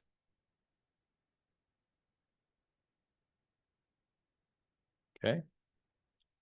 And yes, some great points about end zones and the distance approaching. We're going to talk about those here in just a minute. The ends, in my mind, are some of the most important parts of a good rail system. And most of you are saying 5. Very good. Yeah. So you need 5 feet of deflection, assuming the rail's been put in properly. And do we have 5 feet here? Absolutely not. Okay. So you absolutely need to have enough deflection, and the rail needs to be long enough to actually do the job. I mean, is there enough rail here? Should we have stopped the rail where we did? Even with these end terminals, by the way, just so you get a sense of it, the beginning point of the rail to actually do the job with those special ends is going to be at least this post right here, the 3rd post in. Okay. Anything in front of that is really just the anchor. So I don't think it's enough. In fact, if you look at it from the other direction, it's pretty clear they should have really brought it out to where those people are standing. Okay. Now, there's no perfect world here. I understand that. But do you have enough rail? We could spend lots of time talking about how much rail you need. And again, we do have a webinar. It is recorded. You can go look at that. And if you have any questions, we can certainly help you there to make sure you have enough rail in the system. At the same time, think about the end treatment. How do you deal with the end? If you're going to use an anchoring system like this, does it do the job? Because watch what happens when a vehicle hits here, okay? And you can actually see the vehicle come in, and it just essentially gives you that tension in the rail system, okay? So that anchor, that first 2 posts are really just to give you that tension. So they're not actually part of the anchor system. And there's a couple of different ways these end sections work. They can absorb energy, or they can actually crumple. In fact, this is a picture that was sent to us by some folks at the Saratoga County DPW, Gary Meyer, to show you what happens when somebody actually hits the rail system. They actually hit the little plate at the end, and it curled it up through. The way this is designed, it dissipates the energy by curling it up and pulling the energy out of it. In this particular case, you can actually see, if you count, I think it's like 5 posts down. That's how much energy this person hit with, okay? And it did the job. Obviously, this has to be fixed. I'm going to have to be reset, but that's what you want. You want a crash-worthy terminal. It's still a fixed object. This is not breakaway, okay? This is not traversable. They're going to hit it. And it's either an energy absorbing or non-energy absorbing system, but it's got to be beyond a certain point where it's actually working. So if it gets struck, they either go through it or they go energy absorption. So none of these systems are any good until you get to at least the 3rd post. So your beginning of the actual rail is at least the 3rd post. In some designs, it's the 4th. You'll need to check with the manufacturer. But if I had to pick the one thing that drives me nuts when I see these systems is they don't realize that's where the rail actually starts, and you got to put them in right. And we can spend time on that. But also make sure you've got good transitions, especially if you've got bridges, if you're going to be putting bridge rails up. In this case, it's even worse. Okay? This is absolutely one of the most dangerous things you can have because you actually direct someone into the bridge. Bridge approach rail is a problem if it doesn't transition from the rail system to the bridge itself, which is usually 0 deflection. Watch here.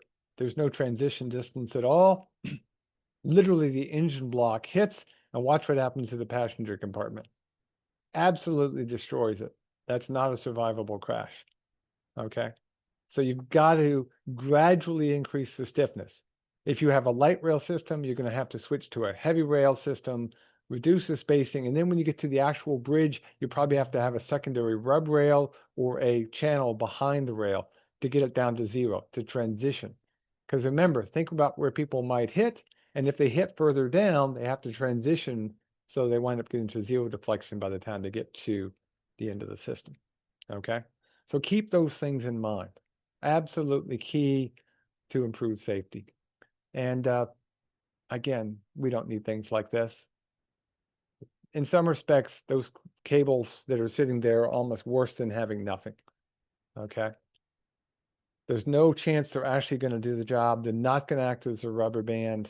And at best, they might work in a slow speed situation, but in a high speed situation, those are deadly fixed objects and it may even be worse.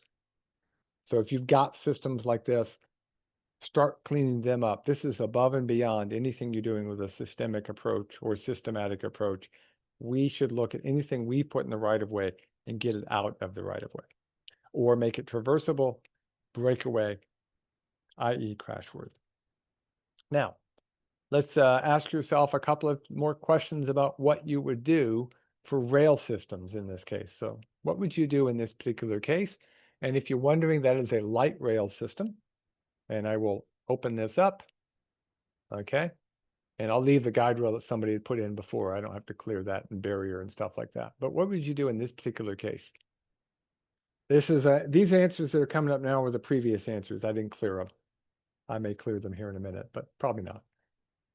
That's the old catch basin one. But what would you do here?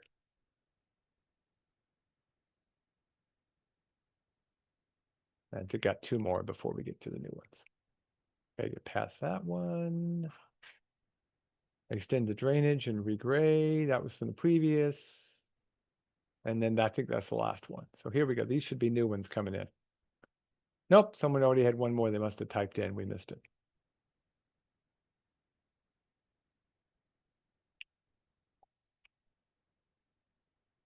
Maybe check the bolting pattern. Make sure you're going downstream.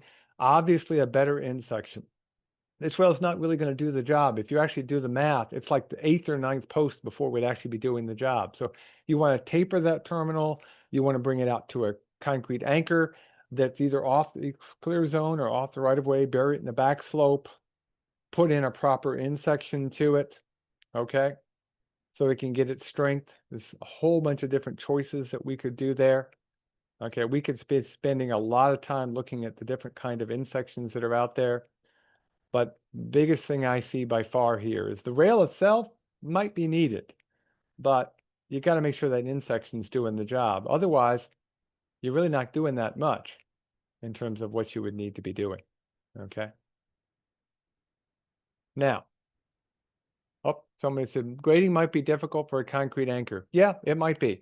You have to look at individual sites.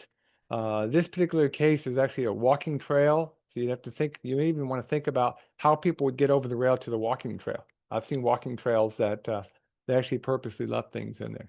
And you need to check what's called the point of need. And essentially a good way to think about the point of need is take the length, the width off the roadway. So in this case, let's say you wanted to protect the trees here. Take that distance and multiply it times about 4. It's not exact. I can get you the exact math, but if that's 8 feet, it would be, you need at least 32 feet from that point for the point of need. For the first post, it actually does the work. Okay. It's not exact, but it's pretty dang close. It's a little conservative even. Okay. So our last major thing we want to talk about, we're good where I want to be time-wise, is median barriers. Okay. And again, head-ons, multi-lane roadways. Obviously, if you don't have a median barrier, 2-lane road, you're not going to be putting these up. But here's the thing, the crash modification factors, remember, 8% of all fatalities on divided highways occur when people hit each other. Okay. So if you put up a proper median barrier, you can get a 97% reduction in those cross-median crashes. In other words, almost all of that 8% would go away. So median barriers, absolutely a key. Curved areas, even straightaways, if it's really narrow, can be very valuable, but you gotta install them properly. So does somebody want to tell me, can you see there's 2 problems with this installation? I hope you can see one of them at least. Anybody see the problem with this installation?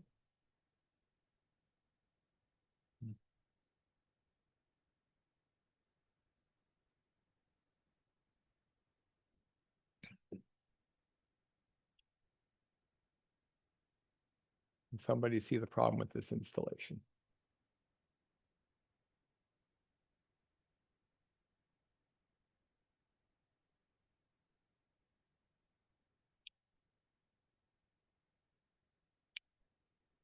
No, nobody's seeing it yet.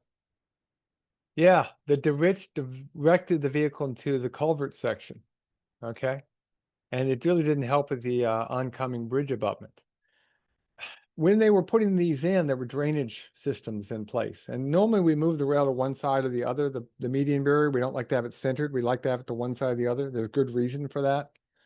But in this case, if they didn't realize it, if someone got going too fast, that could act as a ramp and help direct someone into the wrong place. Now, there's only a limited amount of things you can do when people are going completely outside the zone.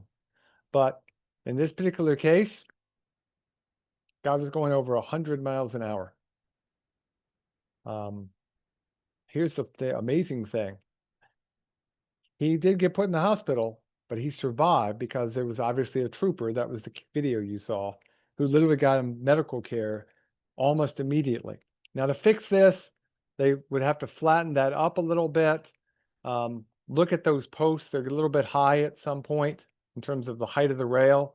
So it might need to flatten that out to make that more of a traversable entrance to the drainage structures there.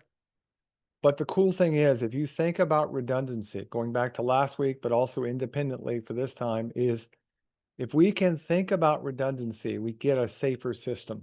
In this particular case, wasn't a safer user. The vehicle, he was buckled in, so that did help, but he was going way too fast. And the road, again, he happened to hit one of those worst case conjunctions, but because he got post-crash care, he was able to survive. So again, think about those redundancy issues. Make sure for your median barrier, it's at the right height, it's been installed properly. And that means the people who are doing the maintenance on the roadway and the people who are in the safety office need to work with each other. This thing has been overlaid so many times that rail is not doing the job. What's the minimum height that rail should have to the top of the rail? What's the minimum height we should have? Somebody want to throw that into the Q&A for me? What's the minimum height? 18? No, 18 is not high enough. 30, not quite anymore. Yeah, 31, 32. And some of the newer rail systems actually went even slightly higher because of SUVs. And this particular one doesn't have enough blockouts either. That's got a problem with it. Yeah, 30. Yeah, 30 is in the tolerance. I never like to see 30 as a tolerance because you know, and I know someone's going to sneak in there with a overlay and you didn't catch it. So I always try to get into 32 myself. But yeah, if you're going to put rail systems, very hard when you get these tight medians like this. There's very little systems that will work beyond barriers, concrete barriers with zero deflection. But again, replace and update your roadside hardware. You want to make sure everybody can walk away. Now, we got about 10 minutes. So what I want to do is I want to end the 10 minutes just talking about what we've talked about today, put that in context. And I want to ask for each of these areas. First, we're going to ask you, which countermeasures are you planning to try that you've never used before? Please check the ones that and you should check them all if you want. Which ones of these are you going to try that you've never used before first? I'll come back. I got a second question I'm going to add in. So in some enhanced curve signs, okay. Never done lane markings? That's good. That's innovative to you then. That's the key. What's innovative to you may not be innovative to somebody else. Think about lighting. I like that. Maybe even think about rumble strips. I got to switch coffee cups because talking too much and it's dry out here.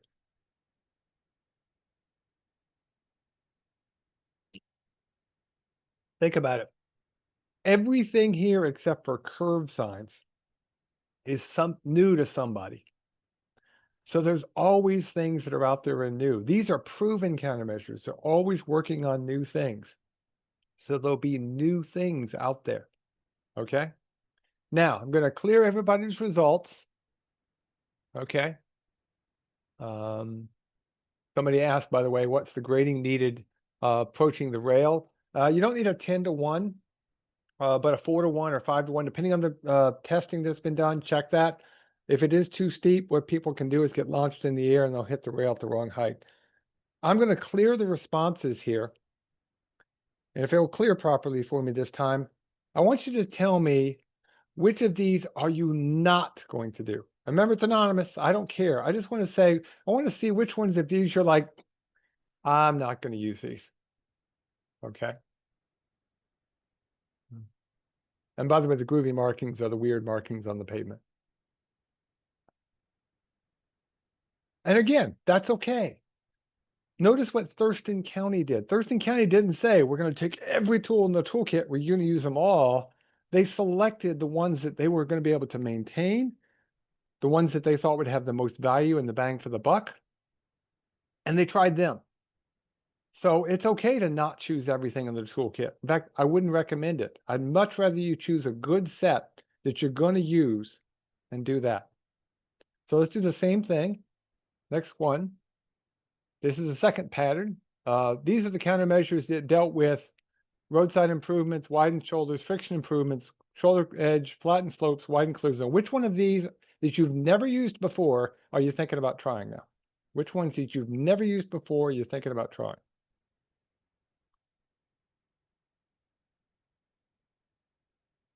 Okay, so maybe some friction, shoulder edge wedge, which again becomes a systematic approach, possibly long term. Okay. And then I'll clear this one more time. And we're going to ask you the same question. Which one of these are you not going to apply, that you're not going to use? Which one are you not going to do? Yeah, you're probably not going to do the high friction surface treatment. If you've got a good program, why do that? Maybe you can't widen the clear zone for some reason. Yeah. Again, think about developing a plan. And part of this is choosing options that make sense to you. Okay. And again, there's some I would always put in my toolkit for me, but I want you to think about this. And again, some of these might be, I don't do them now, but maybe I do them in the next round. Maybe I do them in a secondary, or if I've got a specific problem in a particular location. So these are all things to think about. And of course, we'll do the last one. And I left, even though we didn't talk about it, I left local road safety plans in here because I just wanted to get a sense.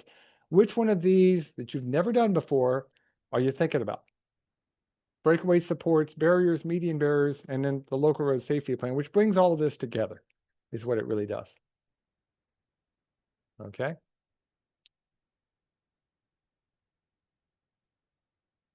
And I'm hoping everybody will think about a local road safety plan if you don't already have one. And of course, just to be consistent, let me be consistent. Let me come down here. Let me clear this. And let me ask you which one of these you're not going to use. I'm expecting a bunch of the locals that are on here are going to go, I'm not putting in median barriers because I don't have any roads with medians, and that's okay. Again, think about this. I'm hoping we'll all have plans. I think that's valuable. And by the way, if you have a plan, you're more likely to get money. And if you don't have a plan, you may not ever get money. Some of the new grants that are out there, you can't get if you don't have a plan. They'll just say, oh, okay, no plan. You're out. They just throw you out without a plan. So it's something to think about. And of course, breakaway supports, I'm hoping everybody's using them on a regular basis. Okay. Now we should have, if I did this right, and we do, we have about 5 minutes to go. Let me first go back to look and see if we have any questions. We've already seen this one. Any other questions that people have, you can either put them, in this case, why don't you throw them into the Q&A for me, because we've answered this question. Okay, let me put this back here. Give folks a chance to ask the last few questions.